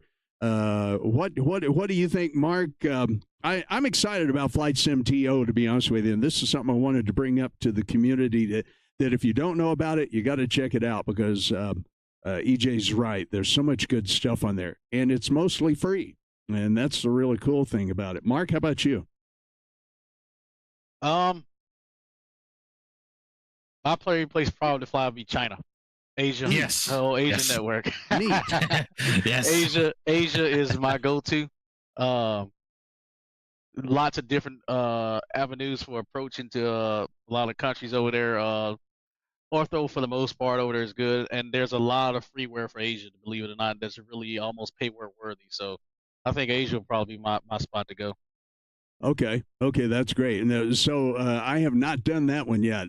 I just recently flew Seoul to Tokyo, and I think that's the only Orient flight that I've done. Mike, how about you? What do you think? I got to tell you, Jack, there is one airport in China that you must visit. It is an incredible approach as you fly over the, what's that mountain range, Mark? You know exactly which one I'm talking about because I see that smirk on your face. I can't pronounce it right now, but you got to fly to Chingchong.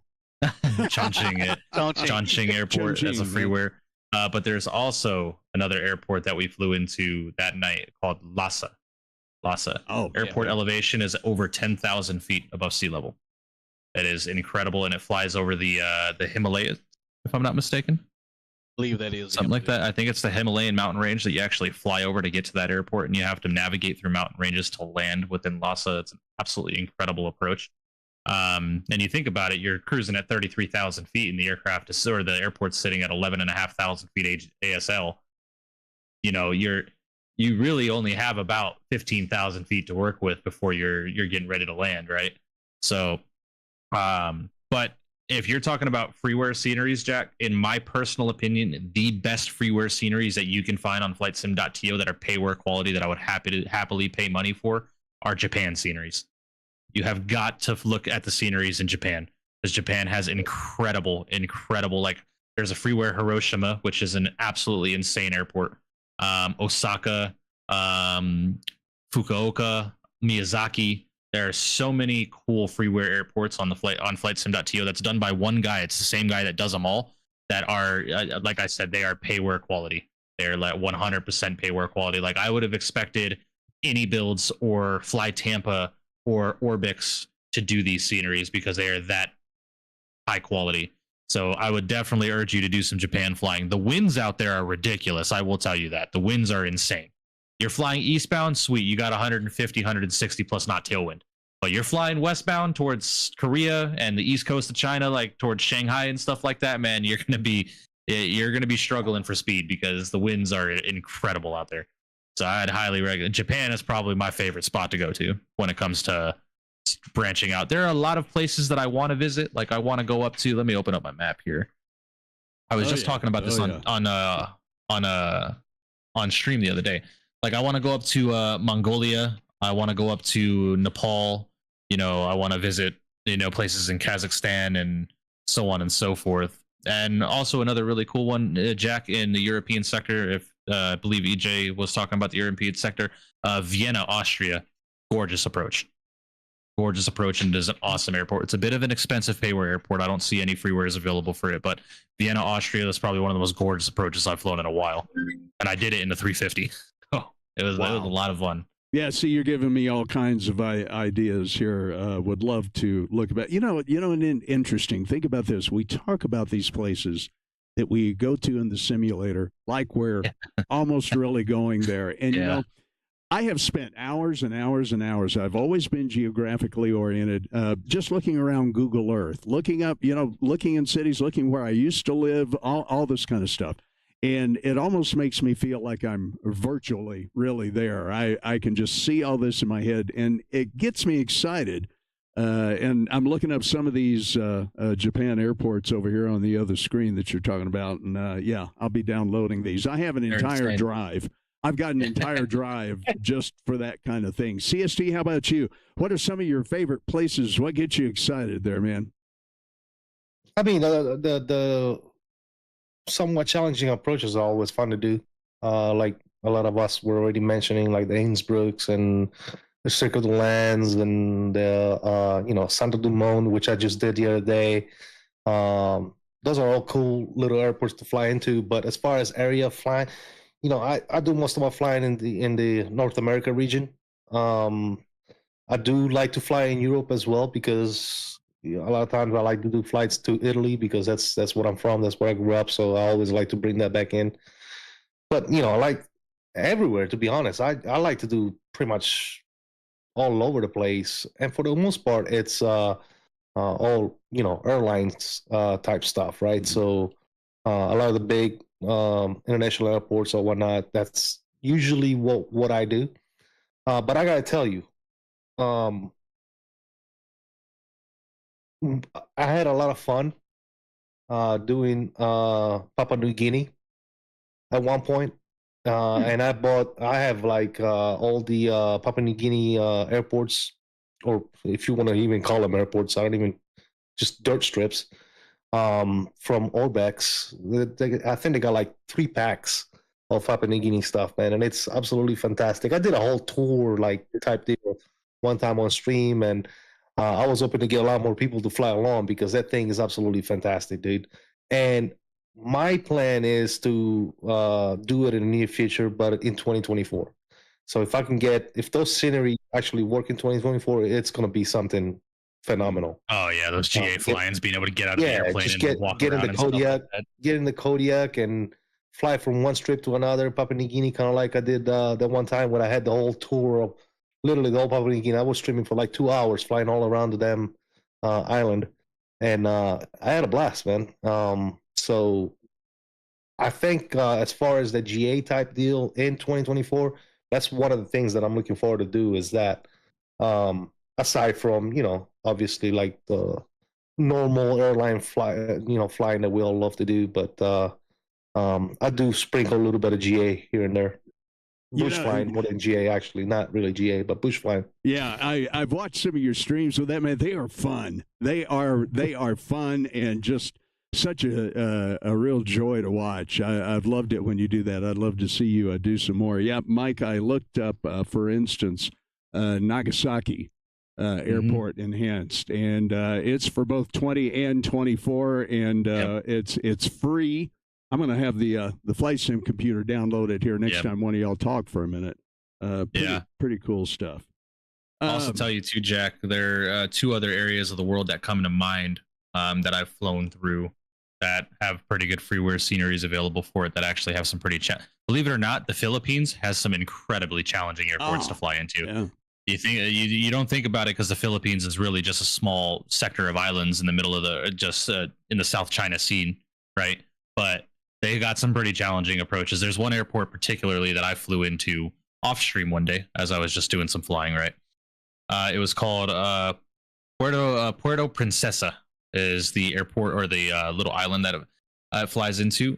The ICAO for that airport is Romeo Papa Victor Papa, and it was a full circle to land procedure that you fly into that airport.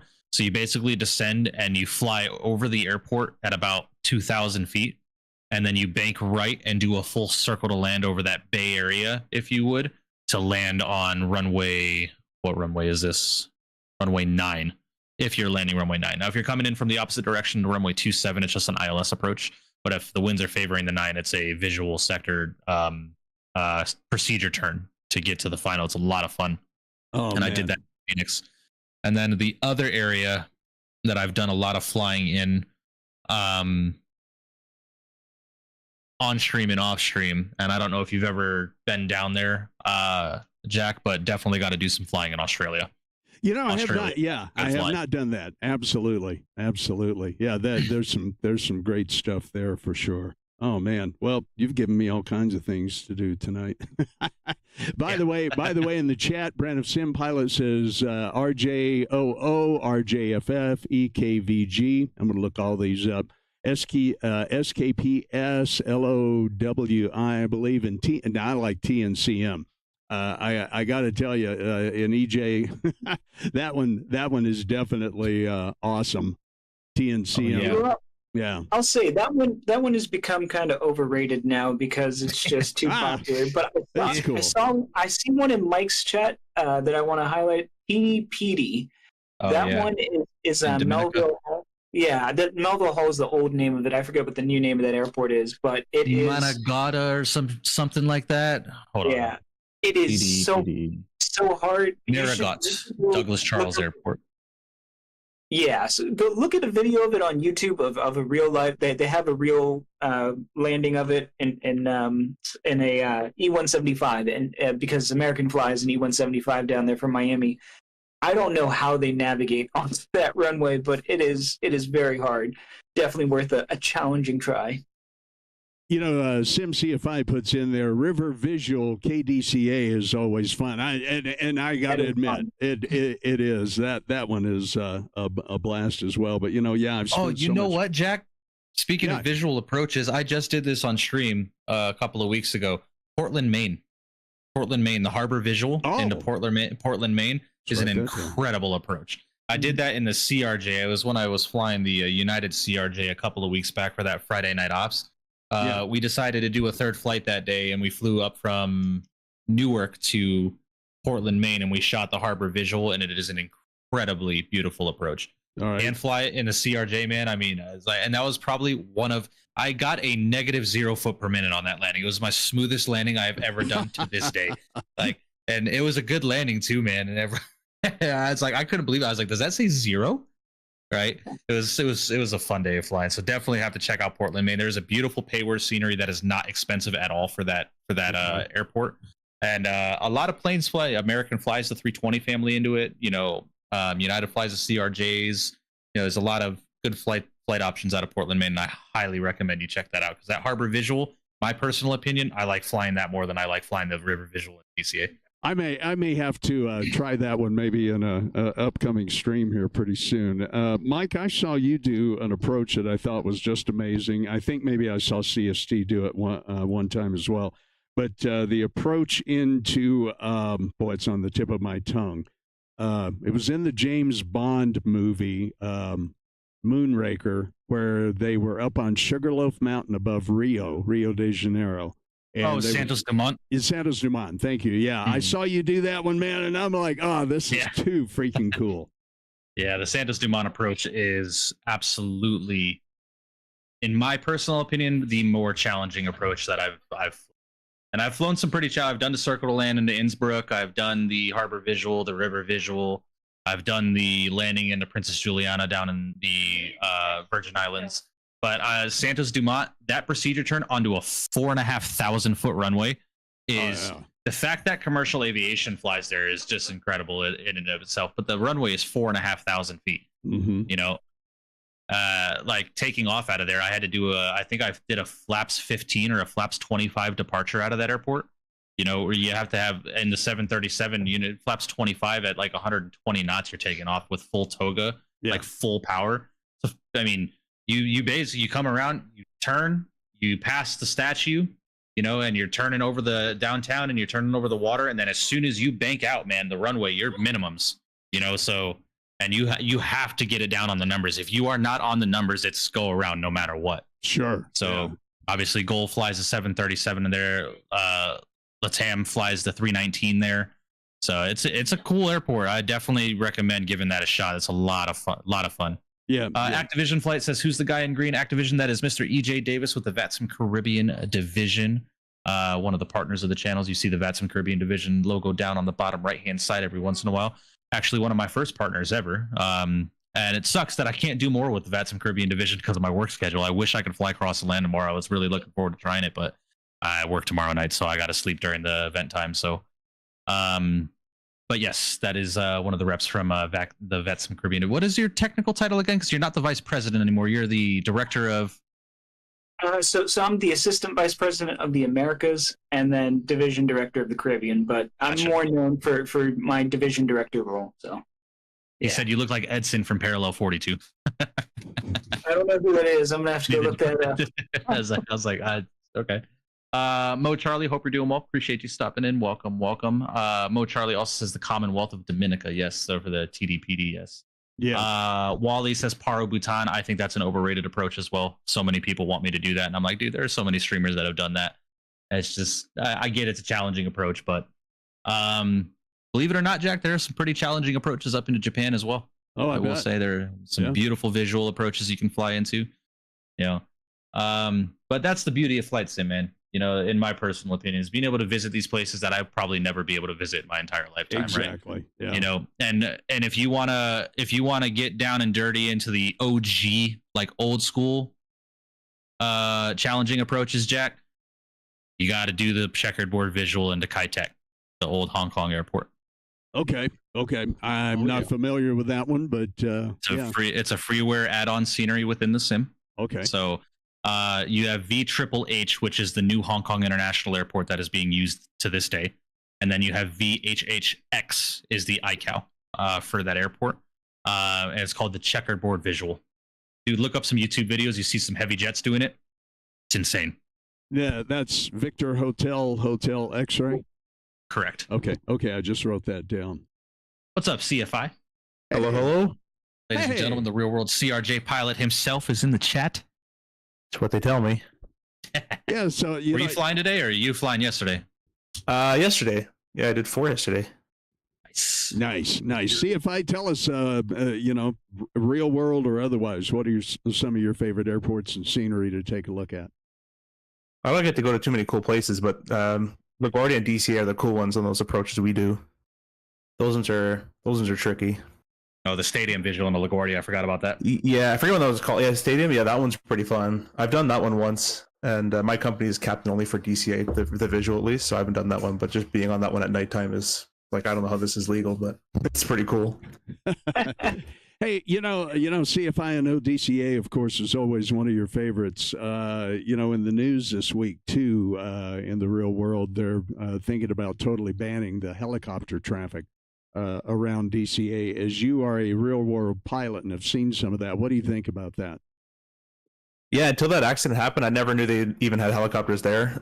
We never, like everyone I fly with, and myself included, we never try to accept the 3-3, the swap to 3-3, because the 900 really just can't do it with the weight usually that we're at.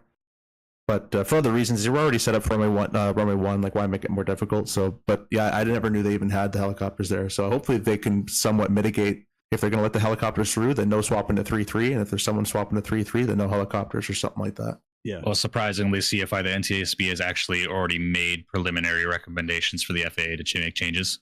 And did they? I believe, if I remember correctly from the preliminary report that they put out, they stated that helicopter sector that's supposed to be flown, I think at like 200 or 300 feet, is going to be banned when runways 15 and runway 33 are being used for departure and arrival. Yeah, that's just a smart idea. They're going to fly it. They're going to hopefully find an alternate routing for those helicopters. But they're also taking a look into the traffic congestion at DCA alone when it comes to arriving and departing aircrafts.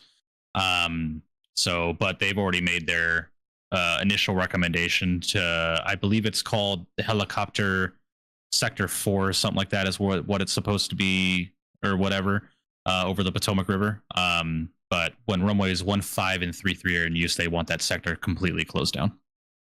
Yeah, that makes sense to me. As well, they should. I think they should totally get rid of that. It's just too congested. I want to say hello to Charlie 31, my good buddy Charlie 31. Now, the cool thing about Charlie 31, let me tell you, is he in real life is one of the grounds tarmac manager, the whole airport out at Denver International. And I did put a link to his channel up. Guys, if you go over and give him a sub and check out some of his videos. As I was telling you earlier, he does everything in virtual reality, everything VR. And so much fun to watch that and see how he does it. And he's got some pretty special features within that VR cockpit as well. So check out at Gate 3, I'm sorry, like I said, I think it's been a tiring week. At Gate C3. I used to be a professional pronunciator and told people don't try this at home. But Charlie 31, and I'd be real curious to know what if he has any more insight. Did you guys hear what happened at Denver International yesterday? Yeah, I saw that American. It was an Yeah. American. What it was? It was a 7.3 that caught fire after they had an issue in flight. Yeah, it was a 737-800. They reported they were on the way from Colorado Springs to Dallas, and they diverted to Denver because the pilots had reported a vibration in that right-hand engine. And they got down, and they came all the way to the gate, and that right engine caught on fire. And this is all over the news, so if you want to look it up, you can definitely take a look at it. But, man, it's just crazy, it seems, some of the things going on. Airlines these days. It's crazy. Yeah, it's unfortunate, but at the end, my opinion, I mean, ever since the PSA helicopter crash in DC, I think the aviation industry has been overly scrutinized by the media. I mean, I saw something about a 717 that had smoke in the cabin that had to be evacuated at Atlanta earlier this year as well. Yep. And I'm like, they're making it seem like this is a, DEFCON 4 emergency with a 717 having smoke in the cabin. It's a 717. The aircraft is probably 30 years old.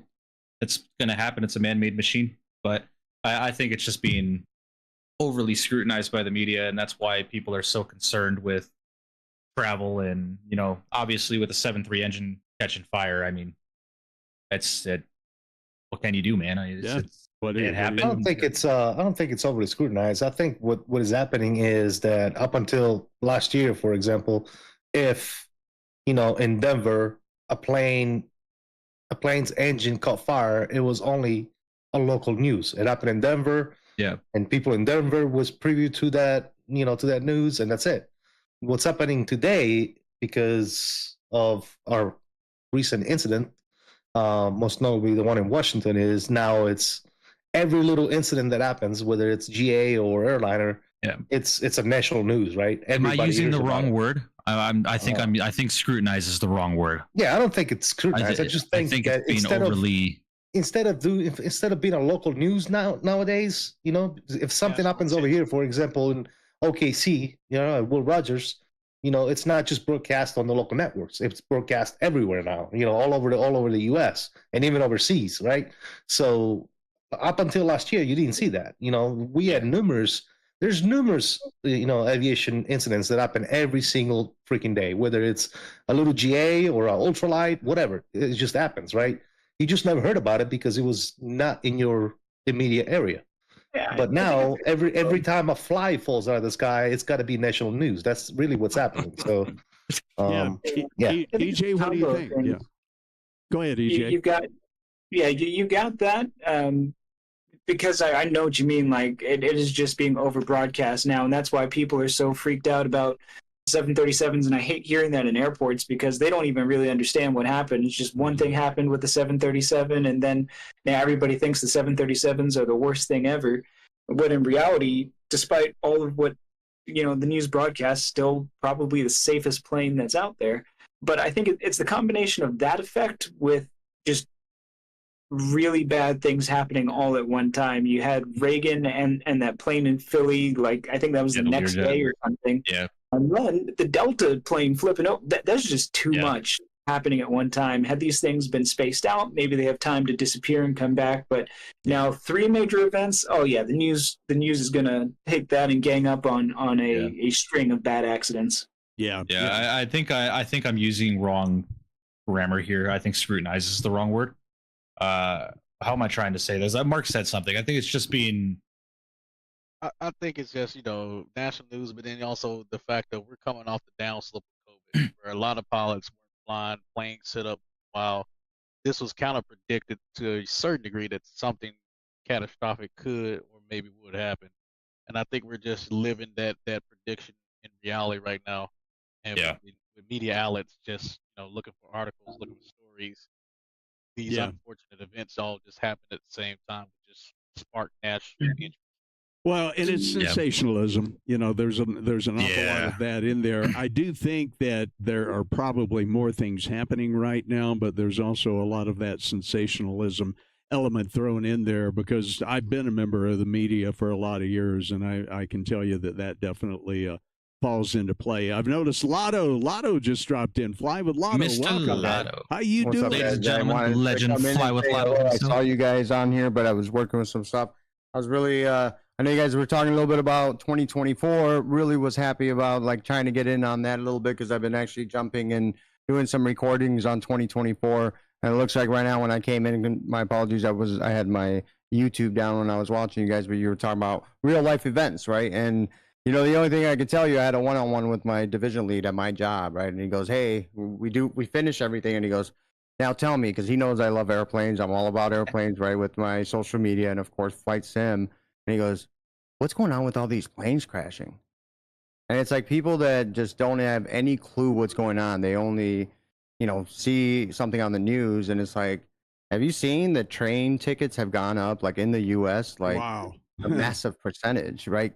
A massive percentage. That means because people are afraid to fly, you know, and I'm seeing that out of like everybody, and I'm like, no, like think about it. Like somebody just like I had a coworker of mine just crashed his car not even a few days ago. It's like that happens every 5 minutes, but nobody makes it like, oh my God, let's stop driving, right? But an airplane crashes or, you know, Azerbaijan, we had a lot of incidents as Oh yeah, DJ that Embraer. I earlier. remember that. Yeah. yeah. So, but like that's the thing is like nobody talked about Azerbaijan. That was basically shut down, you know, shut down, right? So like nobody communicated that. They just it was like, oh, plane crash, and that's all we heard about it instead of looking more into that. But of course, it didn't happen here. But once the 3 incidents happened in the U.S. and Canada, that's when it becomes a big thing. The media gets involved. Once the media gets involved, it becomes this, hey, we need to get some news out there, you know, to keep people looking into it. I don't know. I'll fly tomorrow if somebody says, let's go. We're going somewhere. Yeah, right, bro. more I'm than there. 100. I'm Hey, there, oh. dude. Just Yeah, yeah. I can't wait. I'll I be mean, out there outside the The window. media look, just yeah. you got to look at the media like any other people that's doing any type of content, right? They're going to look for the clicks. They're going to look for the views, right? So yeah. if the thing that's out is reporting on a damn Cessna that barely landed on a street, then that's what they're going to report. Yeah. Because that's going to get them the views. So that's all it's all about. They don't care whether it's stupid news or good news. Or I can tell you right now, it's not affecting Boeing one bit. I don't know if you guys look at sales numbers, but sales numbers last month alone increased 60%. Boeing. Yeah. So it's not affecting them at all. And to be So- quite honest with you, it never Yeah. will because Boeing's name has been such a reputable name for so long. Now, granted, they had some speed bumps. Some were a lot bigger than the others, but it's like Oh yeah, it's not like it was back in the day. about the speed. You know about the speed bump with Boeing because Boeing is an American company. You're Right. never going to hear about speed bumps with Airbus because Airbus is not going to go and wash their dirty laundry in the United States, right? They might have aircraft that don't pass inspections. They might have stuff going on that you're never going to hear about because that's not Right. what's hot. But right now, everybody wants to talk about Boeing because the damn emergency fucking door flew off the damn plane or whatever because of a stupid maintainer, right? That wasn't a freaking airplane defect. It was an idiot that didn't do their job right. That forgot to either torque the bolts or put the bolts in, whatever it was. And obviously, that door is going to come off, right? It's not Yeah. a Boeing issue. It's a maintainer issue. Yeah. Because I mean that's maintainers, right? That's I did that a long time, Maintenance. right? 26 years of it. Yeah, And and there's a lot of steps that are involved with aircraft repair, right? You have your regular maintainer, you got your collateral duty inspectors, you got quality assurance, you got different MIMs and manuals and stuff that you need to follow, and you got to cross all the T's, dot all the I's, because at the end of the day, if you don't, people fucking die, right? So Right. you go to jail, right? So that's what it's all about. So when you have people that, I think in a way, in the long term, and Matt is probably, and since he's in the same field, has probably heard this before. What it is you don't have an accident in a long, long time, people get complacent, right? Yeah. It's almost like you go on autopilot and you get complacent, you missed a step, you go over something, you think you got everything right, but you didn't, or you might say, "Oh, that's not very important. I'll get to that in a minute," and you forget about it, and that's how mishaps happen, right? So, yeah, I think complacency is huge, especially in the aviation field. Whenever you go on a streak of good times, right? Whenever nothing happens, everything is smooth. The planes are coming out of the pointy end of an aircraft carrier. They're coming back without bombs, and you're like, yeah, we're fucking, freaking slapping hands and kissing babies and shit. We're doing it, right? And then all of a sudden, just one thing happens, and it's one after the other one, right? Boom, boom, boom, boom. Mishap after mishap after mishap. Might not be as bad as the other, but a mishap is a mishap. Whether it's, hey, this switch just fell on top of the pilot heads and cracked his head open. It's a mishap, right? It doesn't have to be a mishap. Doesn't have to be a crash and involve dead people, right? A mishap is a mishap, right? Yeah. So and it just, when it happens, they just keep on going, right? Because now all that complacency from all your past months, it's all catching up to you, right? So that's how it goes. That's how it happens. If I could add to that as well with the complacency, we flew out yesterday, and I don't know if you guys in the East US and Canada, but it was beautiful. Like 30-mile viz, light wind was 10 knots, which is gorgeous. And we briefed threats at my company at the end of our takeoff or our end of our departure briefing, and we just said it's too nice. Like, let's not get complacent. It's one of the things where it's too nice, it's too easy. Whereas those IFR days, you'll be focused so much that I find myself making more mistakes in the clear blue days than on the IFR days when you're just on your game. And both people make mistakes and we catch each other, and that's why there's two of us. But yeah, we'll brief that, the complacency part.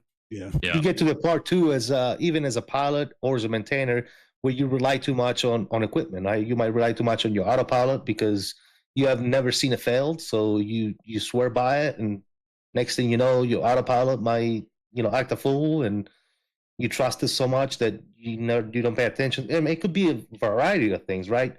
You always got to double check stuff, and like I said, Matt probably deal with that a lot more than I do, but you double and triple check your numbers and all that good stuff, right? You can't just rely on a piece of equipment. You got to, and in the aviation world, when it comes to a cockpit, there is always that, four eyes looking at stuff, right? You always have two people inside that plane. Sometimes, depending on the plane, you got three people, right? So they're always checking over each other's stuff, right? And that's part of the process. But the thing is, like I said, the biggest thing in aviation, in my past experience, has always been complacency. Complacency is like the number one thing that's going to bite you in the butt. If you allow yourself to get complacent because everything is smooth and everything is working out right, it's going to catch up to you and it's going to hurt. Yeah. Well, yeah, and I think that's why the NTSB and the FAA are taking this to a whole nother level of, we need to take action as soon as possible to avoid this from happening. Because we saw in earlier years, in the earlier decades, in the 80s, 90s, and early 2000s, where we had human error as a huge reason why loss of life was the way it was in the aviation industry. For example, you had American 191, that DC-10 that took off out of Chicago O'Hare, and the engine blew off the left-hand side, and that had to do with maintenance errors, because the airlines didn't want to spend so much money based off of the recommended procedures to take the engine off of the wing for maintenance. And they went through a loophole to save some man hours and money, and over 200 people died in that accident. And then throughout investigation, after the fleet was grounded by the US, that an additional 40 planes were found with the same issue. Yeah. Because airlines talk to airlines about maintenance procedures and say, hey, you guys want to save some bucks on this? This is how we've been doing it. We haven't had an issue, until they have the issue. It's the same thing with that MAX 9 with the door blowing off. It was the same thing with that Alaska MD-80 that nosedived into the Pacific Ocean off the coast of LA in the 80s and 90s, right? It all has to do with, again, complacency, like CST was saying, and airlines getting complacent, saying, hey, we can do it an easier way. We'll save some money. We can make some more revenue.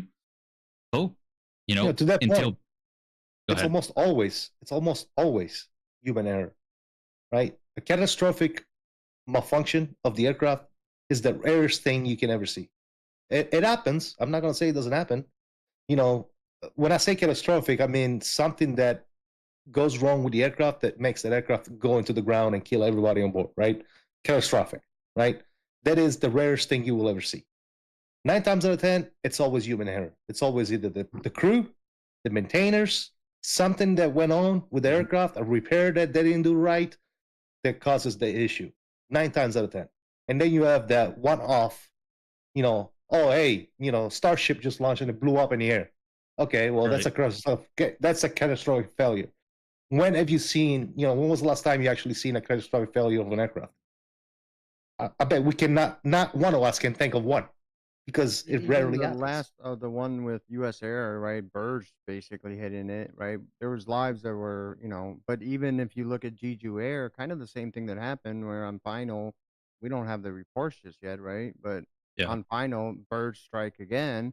I think, in my opinion, just me watching on the outside and going, well, why did they make a left turn to go around? And then they had to come back right away because I think they realized, can that be human error as well, right? Can that be the part where a pilot thought, you know what, we have to go around. We have an issue with the airplane. Let's make sure we can we revive the airplane? Can we be okay? But what if they continue on that approach, right? Could that have been something where we don't talk about it, where all those people lost their lives, right? And it, belly lands and then crashes into a wall. So human error is always a part of something like this, and you're 100% right with that, CST. Yeah, you've got to figure too. Going back, look at United 232 from Denver to Chicago when it went down. Captain Al Haynes, don't remember the co-pilot's name right off the top of my head, but they had to try to steer that aircraft to a landing in Sioux Falls, Iowa, and that was a major catastrophic failure of all the hydraulics, probably from an engine blade, one of the turbine blades that had broken and fallen off or got shut off. But I think it all falls back to what CST is saying.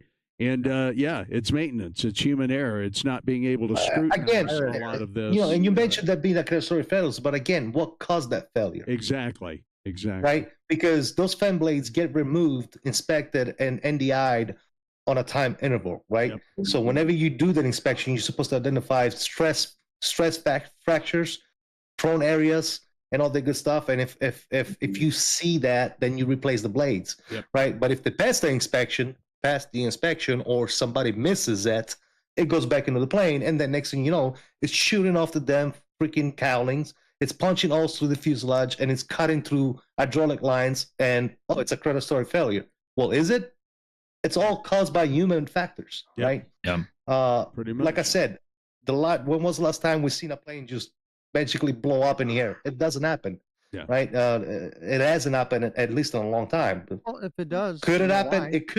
It could, right? But at the end of the day, that's why they do inspections and all this stuff, because at the end of the day, a lot of the times, even when that happens, it's due to the human hand, right? Yeah. Somebody that put their hand on something, they either said it's good and it wasn't, or they didn't do it right and something happens, right? So at the end of the day, it's always a human factor, right? But yeah, I mean, a lot of these accidents, preventable or not, I'm not an inspector and expert in mishaps and all that. I've done the farthest I've gone with mishap is I've done cleanup some mishaps, and that's not some shit you want to go do. But it's investigation wise, I'm not the guy, right? So I can only tell you opinion, and you know what I say about opinions. Oh yeah, and I'm the same way. Everybody's got one. So yeah, the amount of times that I've been asked, like, what's your opinion on this, that, and the third, and my immediate response is I'm waiting for the NTSB. Yeah. Once I hear from them, then I will give you an opinion. However, ladies and gentlemen, I think everybody in both of our chats, Jack, me, everybody in this chat, all of our viewers and all that kind of stuff, I think everyone here knows that commercial aviation is still the safest way to travel. Indeed. Because I think everybody here would jump on a plane right now if they could. I would. I have no hesitation to get on an aircraft. Yep.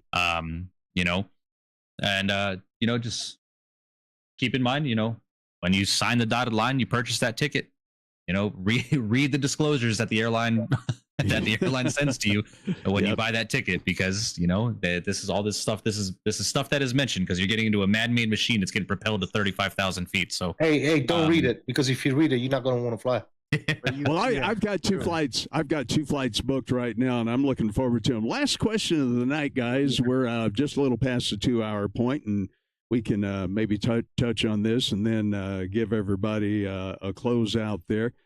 Video cards. Let's talk about that for a minute. Have any of you tried the new 5000 series video card yet? I'll just tell you right now, my 4070 Super is working fine. I see no reason to have to update it. I've seen where these video cards are getting scalped and sold for just so much more than the manufacturer's suggested retail price. It's just reprehensible. I hate this about the gaming community, and, well, maybe not the gaming community itself, but the people who take advantage of the gaming community. You know, it's just like scalping concert tickets in the same way. They buy up these things, they mark up the prices, and yet people still buy them. And I absolutely hate that about that. So once again, this is a thing where I'll drive it till the wheels fall off and my software won't work on it anymore. What do you think, EJ? Why don't you start us out? What do you think about this?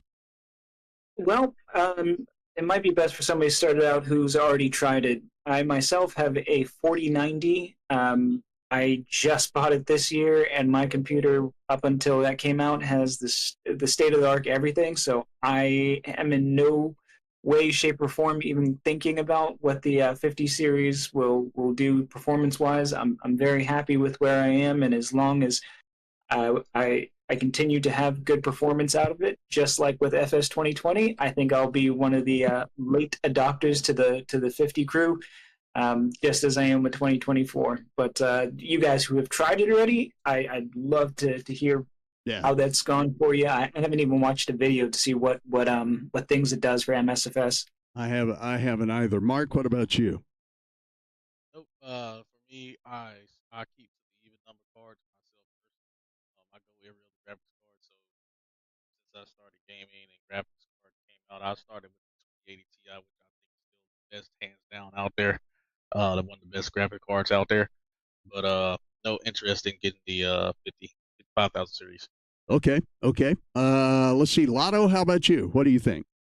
Yeah, so there has been a few YouTubers that have done some tests to see in 4K a little bit, maybe about, I know one, Sim Hanger, if I'm not mistaken, if you guys are familiar with him, he did one to see a 18% increase, right? I didn't think, I'm like, oh my God, but then when he went to 2K, 4090, and this is just him flying the same airplane in New York City, 4090 literally did just as good, you know, when it came to just TAA, right? No frame gen. We're looking at 50 to 60 FPS, just like the 5090.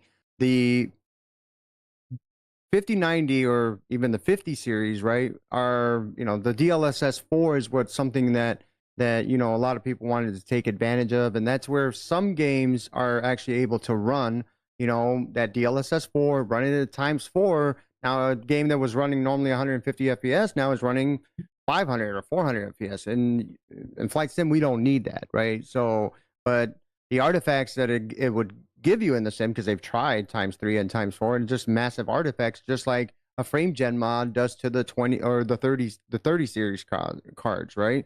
I have a 4090. I bought a 4090 a month and a half prior, and I have to be more than happy to get a full 9800 X3D, one of the most expensive CPUs now, you know, and a 4090 with 64 gigs of RAM to be able to get it for $3,000. Now, if I did it just months prior to when I bought it in December. If I would have done this in October, that 4090 would have cost me $2,000, right? And I'm glad I did it when I did it, because it's not that much of, you know, I just bought a brand new PC for $3,000. Literally, like out of pocket was $3K.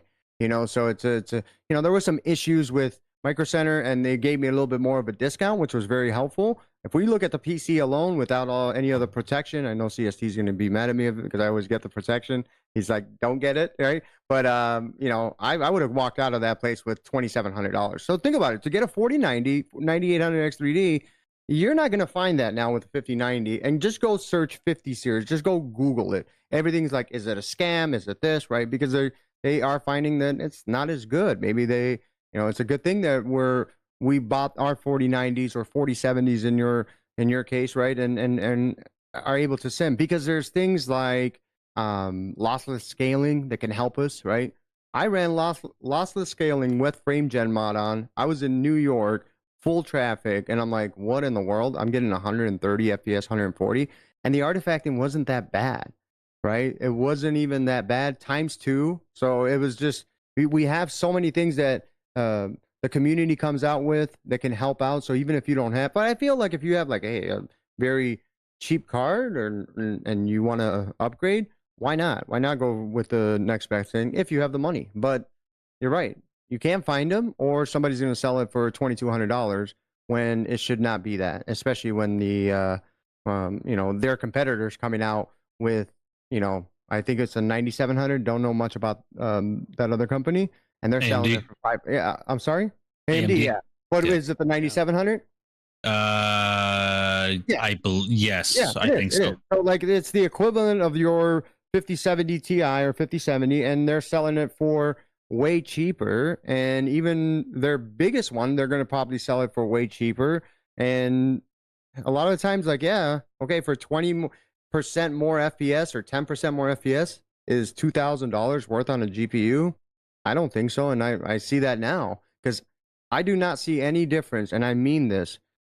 I had a 3070 Ti with an i7, and I don't see any difference when I had FrameGen mod running on that. I was running FrameGen mod 120, my 4090 120, right? In any place, like, so what did I do? I just basically just upgraded to 64 and a better CPU, but in the end, everything was working just fine, even with my 3070 Ti. You know what I'm saying? Yeah. I was making it work, but that's all I have on that. All right. Very good. CST, what do you think? I'm with Mark on this. You always gotta stay one generation behind. You never get the latest and greatest, especially when it comes to GPUs. Because we all know it's kind of like, getting into 2024 week 1. You don't. It's gonna be full of bugs, issues, and all that good stuff, right? So you always the reason why I do have a 4090 in the 4090 here is because that's what I built my PC, right? So I'm like, okay, well, I'm gonna go with the 4090. Kind of like what he said, what Lotto was saying is like, hey, look, if you build a new computer and you want to go all out, you got the money and you don't care, then get yourself a 5090, right? Get the latest and greatest. But if you have a 4070, or it'll be just silly to go out and get a 5070 because you're not going to gain anything, to be quite honest with you. Going from a 4090 to a 5090, I'm not going to gain absolutely nothing. Zero. If anything, I'm just going to gain the bill, right? So it's not worth it. So what I mean by staying one generation behind is I will probably be one of those 6090 type of guy, not the 5090, if you know what I mean. So I'll jump from a 4090 to a 6090, but I'm pretty sure that by that time I'll probably have a whole new build as well, because usually what I do is I look at, the 60, when I will look at the 6090, I'm going to be like, well, there's a new motherboard, and now we got DDR6, and now we got this, and now we got that, so I'm going to want to upgrade everything anyway. So, yeah, that's pretty much what I did with my last rig, right? One rig became a secondary PC, or at the time, a streaming PC, until, you come to the realization that you have a beast of a computer, and there's no reason to be running multiple PCs for streaming, because the computer I got handles that and more without any issues. So why do a multi-system setup? There's no reason for that. I mean, if you're running like a 30 series GPU and you're still like back in the i5 whatever days, and you're still running kind of like a low to medium rig, and you have a secondary PC sitting around, then yeah, you want to stream, then most definitely, get yourself a multi-system to handle stream on one side and then gaming on the other, because that's gonna help you out. But if you have 4090s and 64 megabytes of memories and top level type stuff, there's no reason to running multiple PCs. The only thing you're gonna get is the room is gonna get hot. That's about it. Yeah, right. No kidding, man. CST, I wanted to tell you too, kudos on that repair video that you did the other day on repairing the Wing FCU. I had the same problem, but I've had it twice now, and I had to go a little bit different approach. But because the first time, the magnet, that little silver magnet that's in the end of the ferrule there, that the nut and the boulder underneath that magnet had come out and was scattered somewhere in there, and I had to completely take it apart to be able to find it and to get everything back in and screwed together. Now, I'm a technician. I've got a workbench like yours, so it wasn't too difficult for me. And then I had another issue to where I didn't realize you could pop the end off of the thing there, and the Allen screw that's in there was spinning around inside. So I literally drilled a little hole in the side and dropped some super glue down in there to seal that up, and that's fixed my problem. It's interesting that it seems like everybody's having that one knob problem, but I wanted to comment that you've got a great video on how to repair that. Yeah, I mean, if you want to go above and beyond, one thing to do if you are forced to do the repair, I would invest in a little bit of Loctite, and just put a little drop of Loctite on the end of the Allen screw, and that thing will never come out again. Yeah, and you can get that at any hardware store. So kudos to you. Good video, Mike. The 5000 series cards. What do you think? I'm kind of on the same bench as everybody else. I kind of stay a generation behind when the new gen comes out, because I unfortunately fell victim to a scalper when I was in the market for a 30 series card. And unfortunately, this has been an issue since, correct me if I'm wrong, since the 1080 Ti was announced. The 1080 Ti, in my opinion, was the graphics card that broke the market. Because everybody and their mother wanted a 1080 Ti. That was the best of the best available. And then all of a sudden, people started seeing is like, we can make some money with this. And that's when people started buying them in bulk and upscaling them 40, 50, 60, even 75+% retail market. So I always stay a generation behind. I moved from a Radeon RX 480, which is a 4 gigabyte graphics card. When I was ignorant to computer knowledge, I thought that was a beast of a graphics card. And then I load up FSX at Ultra Graphics, and I'm getting 15 frames a second. I'm like, I just spent $2,000 on this computer. What the hell? Mark knows what I'm talking about. But then I started doing my research, and I was like, okay, now I understand optimization. So I went from that card to a 2060 Super to a 3060 Super to now a 4070. I always stay behind because scalpers, no matter what happens, as soon as I see that NVIDIA is coming out with their next series of graphics card and the next number is there, I'm just like, cool, this is a pre-release announcement for me for when I can buy this card in a year and a half when it's not $2,500 in price. Yeah. Because for me, it's just, and how in the hell NVIDIA has not found a way to keep scalpers the fuck out of the market. It blows my mind. This is a multi-billion-dollar corporation. How are you allowing people to buy your cards in bulk and then upsell them 50%? Your 5090 is not worth $2,500. I'm sorry. You're not making the money back no matter what. So when it comes down to it, that's my opinion. I always stay a generation behind. Always. Yeah. I probably won't invest in a 50 series cards until the 60s are announced. For me. And I have a 4070 right now. I didn't buy my 4070 until December of last year. I'm sorry, no, it was December of 23. I bought the 4070, if I'm not mistaken. I was like, nah, I'm not gonna sit here and waste my money on something where the card that I spent $600 on is doing an incredible job, even in 1440p resolution with OBS running in the background and all the tabs that I have to have open to run the simulator with Volanta tracking my flight and all the excess stuff that a hardcore flight simmer likes to have open while they're simming. Runs fine. I'm still 65, 70, 80 frames a second as some of the most dense areas of the world, New York. And now sometimes it can drop down into the 40s and 50s. And when your eye is trained to 80, 90 frames a second, you get to 40s and you're like, this looks like shit. But to someone that's running a 10 or 20 series card, 40, 50 is godsend to them, right? So it's all about your rig. So for me, and I probably won't invest in a 50 series until it's necessary.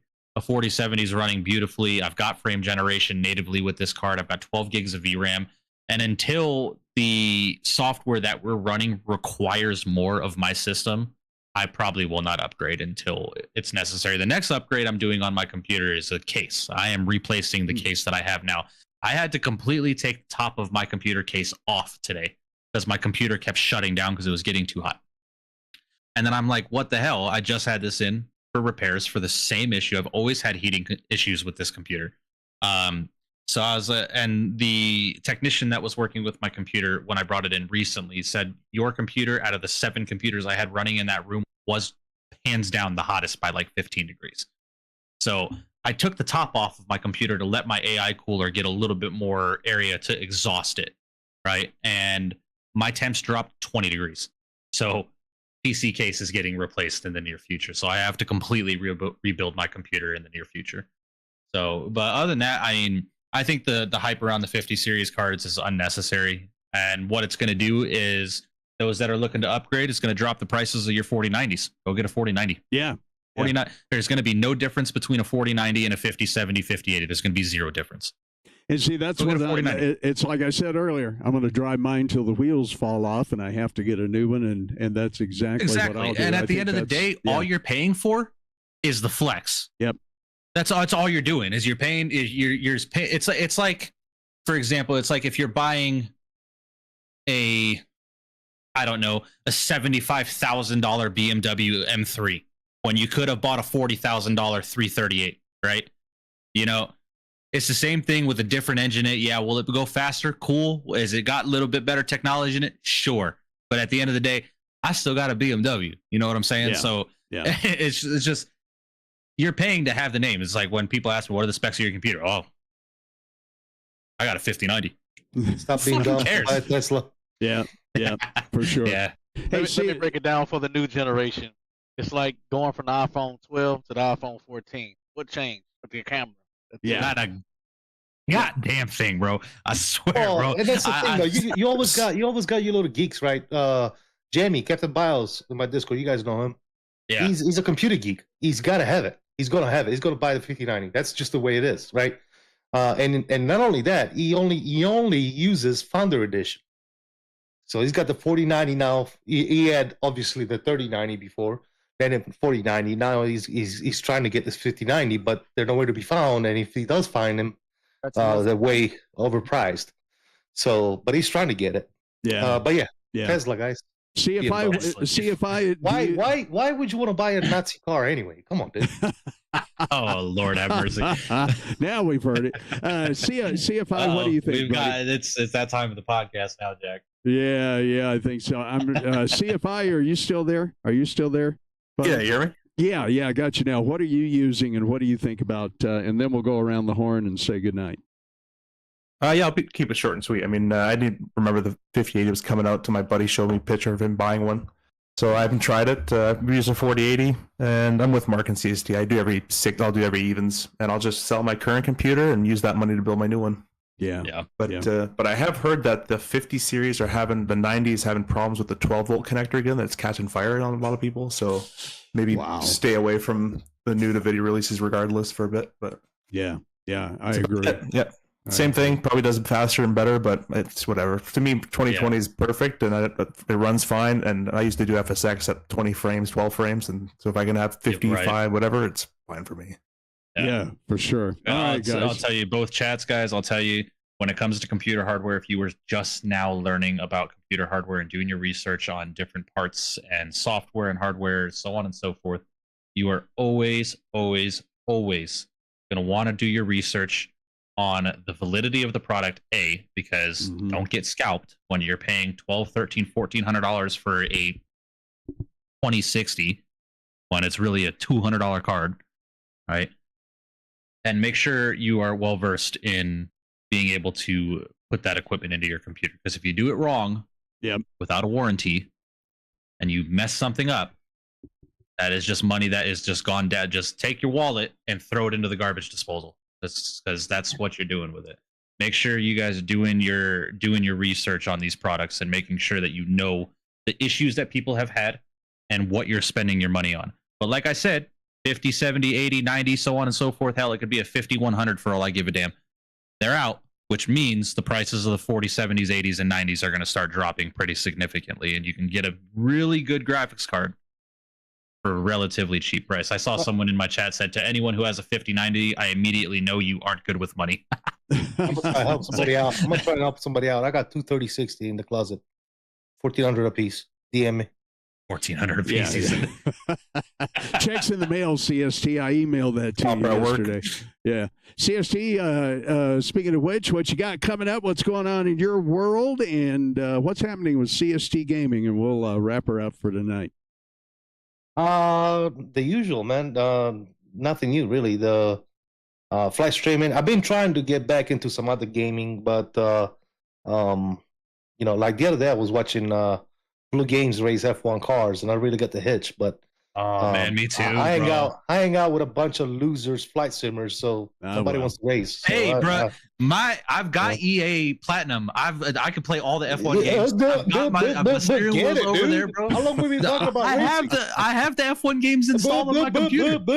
I don't want to do it. Hey, let's race, dude. Oh, okay. And then he's like, time and day. I'm sorry, man. I was sleeping or I was working. Or whatever, dude. I work graveyard. You know what? Life sucks, and then you die. Enjoy it. CST. Anyways, no, the usual thing. Tomorrow, yeah. My plan is tomorrow we got the event, right? There's an event tomorrow, isn't it? Cross the land. Yep. Cross the land. My plan is to stream some plane spotting. That's my plan. Wow. I enjoy the hell out of plane spotting. I don't know why. Yeah, it's a lot of fun. I don't know yet if I'm gonna do it in 2024 or 2020 yet. Probably 2024. We'll see, because I get a lot better performance 2024, and I got the AIG down pat too on 2024. I got AIG NFS LTL working pretty damn good. No shit, AIG's working in 24 now. Yeah. You just gotta install the beta version of 2024. Oh, okay, gotcha. CST, I want to get some tips and how-tos on AIG, NFSTL, MOUSE from you first chance we get that. So, elemental P. Yeah. Yeah, right. We'll get that. Thanks, buddy. EJ, man, I tell you, I'm looking forward to the next time we do some island flights and some of these new places. What you got going on, and what's happening in your world? Well, there's always stuff happening in BatSim, but I'm really excited for the event tomorrow. As I mentioned last time we did the CTO, that is my pet project. It's the project that BatSim gives me and is like, this is your baby, take care of your baby. And the last one we did, it was the first one that was under my watch, and there was a lot of things that we were trying to iron out, and we didn't get it ironed out in time for that one, so we knew it wasn't going to work right, but we did the best we could. This one tomorrow, I am going to be by the computer the entire time watching every aspect of it, because we're hoping it goes right. And, you know, for you guys to know, there's so much coordination that goes on into these things, from ATC all the way down in South America and Brazil, all the way up to Central America, the Bat USA America team, all the way up to Canada, working with everybody's hours. It is not harmonious at all on the other side of this. You get a lot of people who are pissed off about what times they have to be on their computer. I had one team that I pretty much told them, you know what, you're not participating this year because you guys can't be on at the time we need you to be on. So we're just going to route around your airspace, and you'll see it when you look at these routes. There are airspaces that the routes avoid for that reason, because we just, you know, we're working with what we have. So I'm hoping tomorrow goes well. I'm excited for it. I looked at our bookings, and I see that it's almost 100% booked at this point. Wow. That's kind of scary for me too, because if God knows if like a controller is not going to be there tomorrow, like Mexico Center or somebody who's really crucial to that in between, we'll have a lot of chaos. But I'm excited for it. I'm really hoping that we have a good turnout and everybody has fun, and CST is going to have a good spot to plane spot and people don't like cancel midway through the flight because ATC is pissing them off. But we're really excited. I'm excited to cross the land tomorrow. What time does it start? First departures are, I think, at 2 p.m. in South America. Give me 1 second, I'll tell you. Okay.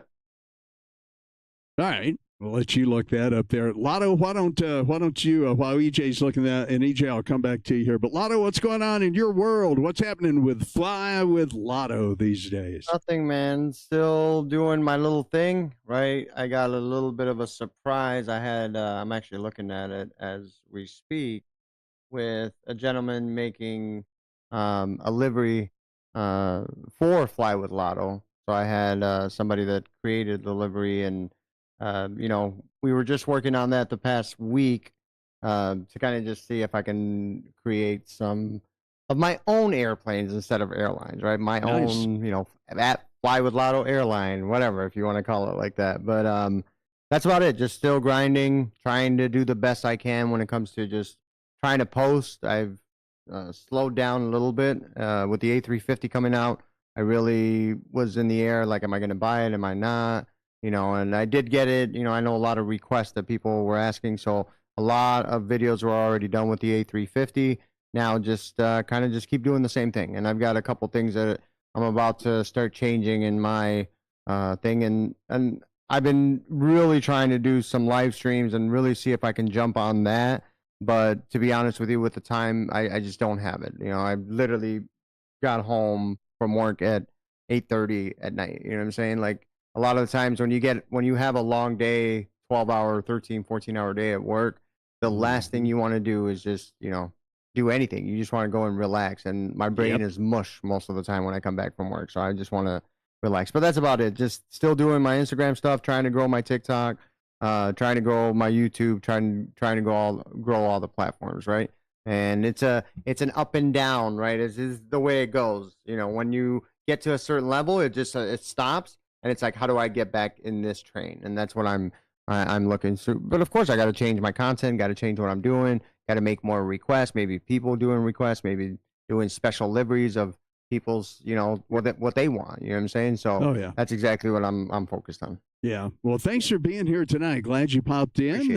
Appreciate you being able to hang out with us for a while and talk about all this stuff. I'm hoping tomorrow, and I need to start really getting the opportunity. And, if EJ can help me out a little bit, like, because I don't know how to plan these cross the lands or even cross the ponds. I don't know much about these because I never do them. I really want to take the time to, like, really start doing these because they're such massive events and everybody's on. And I really want to take that opportunity to, like, okay, can I put 8 hours, 7 hours aside and just really focus on something like this and really do it? So I'm hoping I can have that opportunity because I'd love to do something like that tomorrow. Yeah, absolutely. EJ, you got those times for us? Yeah, South America and the VAT Brazil team, which I know they're a part of South America, but they're isolated in terms of their leadership. So South America and the Brazil team start at 1700 Zulu, which is 1 p.m. Eastern. Jamaica, Cuba, and the Dominican Republic start at 1800, which is 2 p.m. Zulu. And then Panama starts at 1930 Zulu, which is 3:30 p.m. Eastern. You doing that off the top of your head, are you? Time conversion? Yeah, the time conversion. That's pretty good. That's pretty good. Well, thanks, EJ. Good to see you tonight, my friend. And I'll be in touch with you about us doing some more flying. I want to do that with you. Thanks for the help tonight. Major Mark. Mark, I tell you, first thing I just want to let you know, going to be praying for that family, that we were talking about off air earlier. And thanks for all you do for that and everything that you're having to deal with there. We'll just pray that the Lord gives them peace and blessings and can get them through this time. But what's going on in your world? What's happening with Major Mark? And I need to see you streaming some more, brother. Yeah, it's been lackluster on the streaming. We got some starting our preliminary work for World Flight coming up. Schedules and everything are starting to come forward. We should have a schedule hopefully by Expo, and we're gonna get started back up with World Flight, getting that all ramped up, ready to go. So working with the team. We may make an appearance here or there, but be on the lookout for what's coming up with World Flight. Okay, well, let me know if I can ever be of any service, and we'll certainly promote it on the Captain Jack Flight Sim channel. Thanks for being here tonight, buddy. Good to see you. I'm glad you were able to hang out with us. Oh yeah, maybe we get you out there and do a flight or two on World Flight. I would love to. Maybe put you in the 350 and let you fly it around. Oh yeah. Yeah, well, I'll have to fly with somebody who's going to teach me how to fly that baby. I CST is a great instructor. One day. Nope, I would consider that a high honor one day. Thanks, Mike. Yeah, you know what was my instruction when I flew with CST? Nope. I just had to sit back. Oh, okay. That's it. That was the. That was such a fun night, man. Yeah, I bet. They're dancing on camera at 2:30 in the morning. Man. I gotta say, because I know I talked to you guys, but I enjoyed when, especially, and I never knew that you guys. Where do we go from here? And where we got that from, but it cracked me up even more. I was at work one day, and the next day after we talked, I'm like, "Oh my god, this is where you got this from!" I just went back and had to just like remember watching that, and what a fun time it was. To be honest with you, you guys killed it. And you guys did a great job. Yeah, you guys really did kill it. It was so much fun to watch. CFI, man, I tell you, I appreciate you dropping in here tonight. I know your flight schedule's kind of busy and everything going on, so I'm glad you had the time. What's going on in your world? What's happening with streaming? What's happening with CFI? Yeah, nothing much. I'm back on reserve in a couple days, so I've been doing that, and then been starting to stream it a bit. Flight Sim Gaming said I should start streaming, so I thought I'd do it, and I started doing that. So probably a couple streams on the way. Still testing the RJ, which is kind of a joke in itself right now, but I've been promised it is coming out. I keep saying that, but it is soon. That's what I've been told. Oh, you lost my respect, dude. I don't believe you anymore. That's it. Yeah, subscribing. I may have delayed it a bit because I got him some extra footage of stuff that was wrong, but I think they're going to be doing some stuff on FS Weekend actually this weekend. They're going to be showing. What I told you guys. I told you guys that's what it was. Remember that day in the Discord? I said, you know whose fault it is? It's Matt's fault because he keeps telling them what's wrong with the plane and he keeps delaying it. Right? Yeah, that's exactly what it is. I'd rather a real world pilot delay that project than Aerosoft delay it for some bullshit reason. Yeah, I think it was supposed to be like out months ago, and I'm just me and other people just keep throwing stuff in there. But yeah, they needed some cabin stuff, so I got them some pictures and things. So, anyways, they're doing that, and that's pretty much it. I'm probably going live tomorrow night in my usual RJ, and that's about it for me. All right, the thing that I love about SimCFI's streams, and he and I become real good friends, really appreciate him. He's trained me a lot, really helped me improve my landings and some of the other features of being able to do this. And he just instructs so well, even during his streams, guys. I really encourage you to catch your SimCFI. Well, Mike will usually, as usual, let you have the last word and everything here, but I want to say thanks to CST Gaming, EJ Davis, Fly with Lotto, Major Mark, your SimCFI, and Mike, especially you, my partner in crime with this podcast. As we always say, we need to do it a little bit more often, but, life in general and in work and everything keeps us going, everything else we're trying to do, but we will be back for another one. Captain Jack, of course, generally streams on a Monday and Wednesday evenings.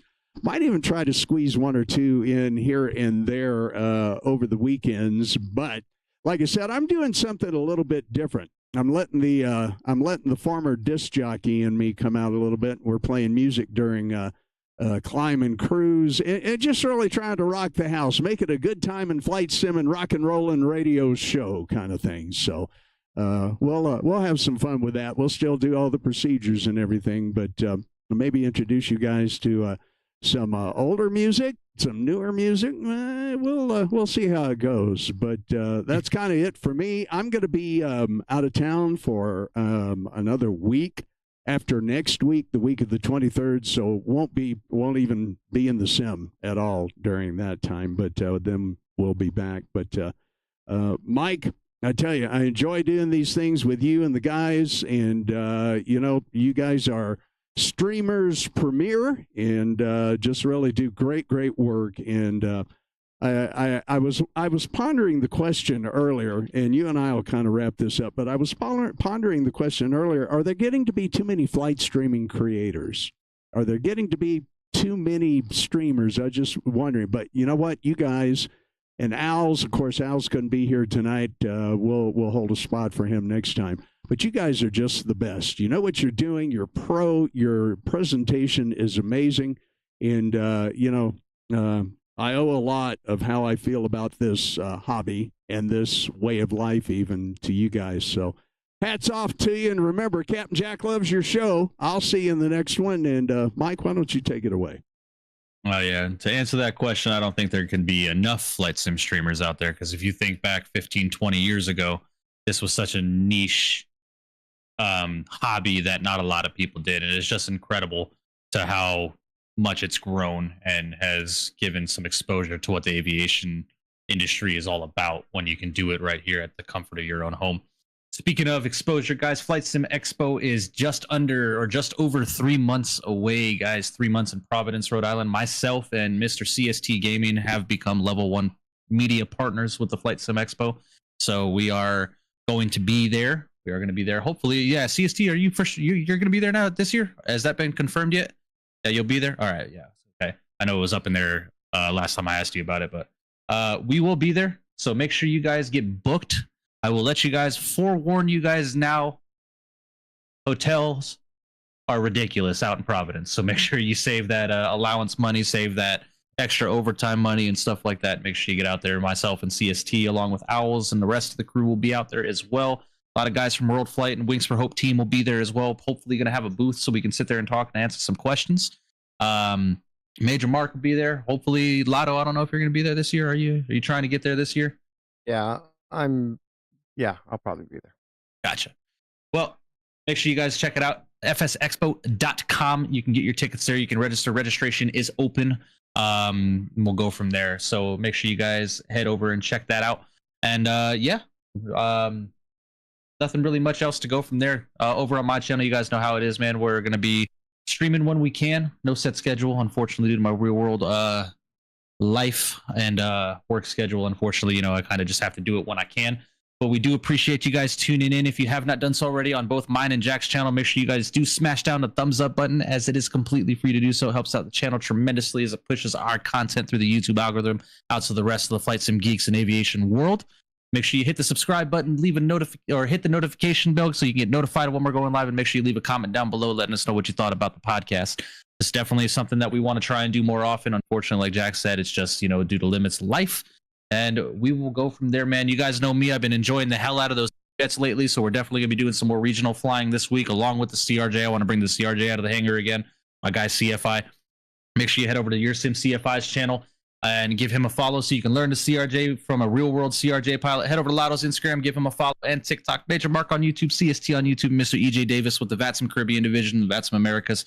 Appreciate you guys also. And with Captain Jack, my man, it's good talking to you again, buddy. We will see you guys all in the next one. Hope you have a wonderful day and enjoy the rest of your night. Enjoy the rest of your week. And we will see you guys all in the next one from the virtual flight deck, guys. We shall see you.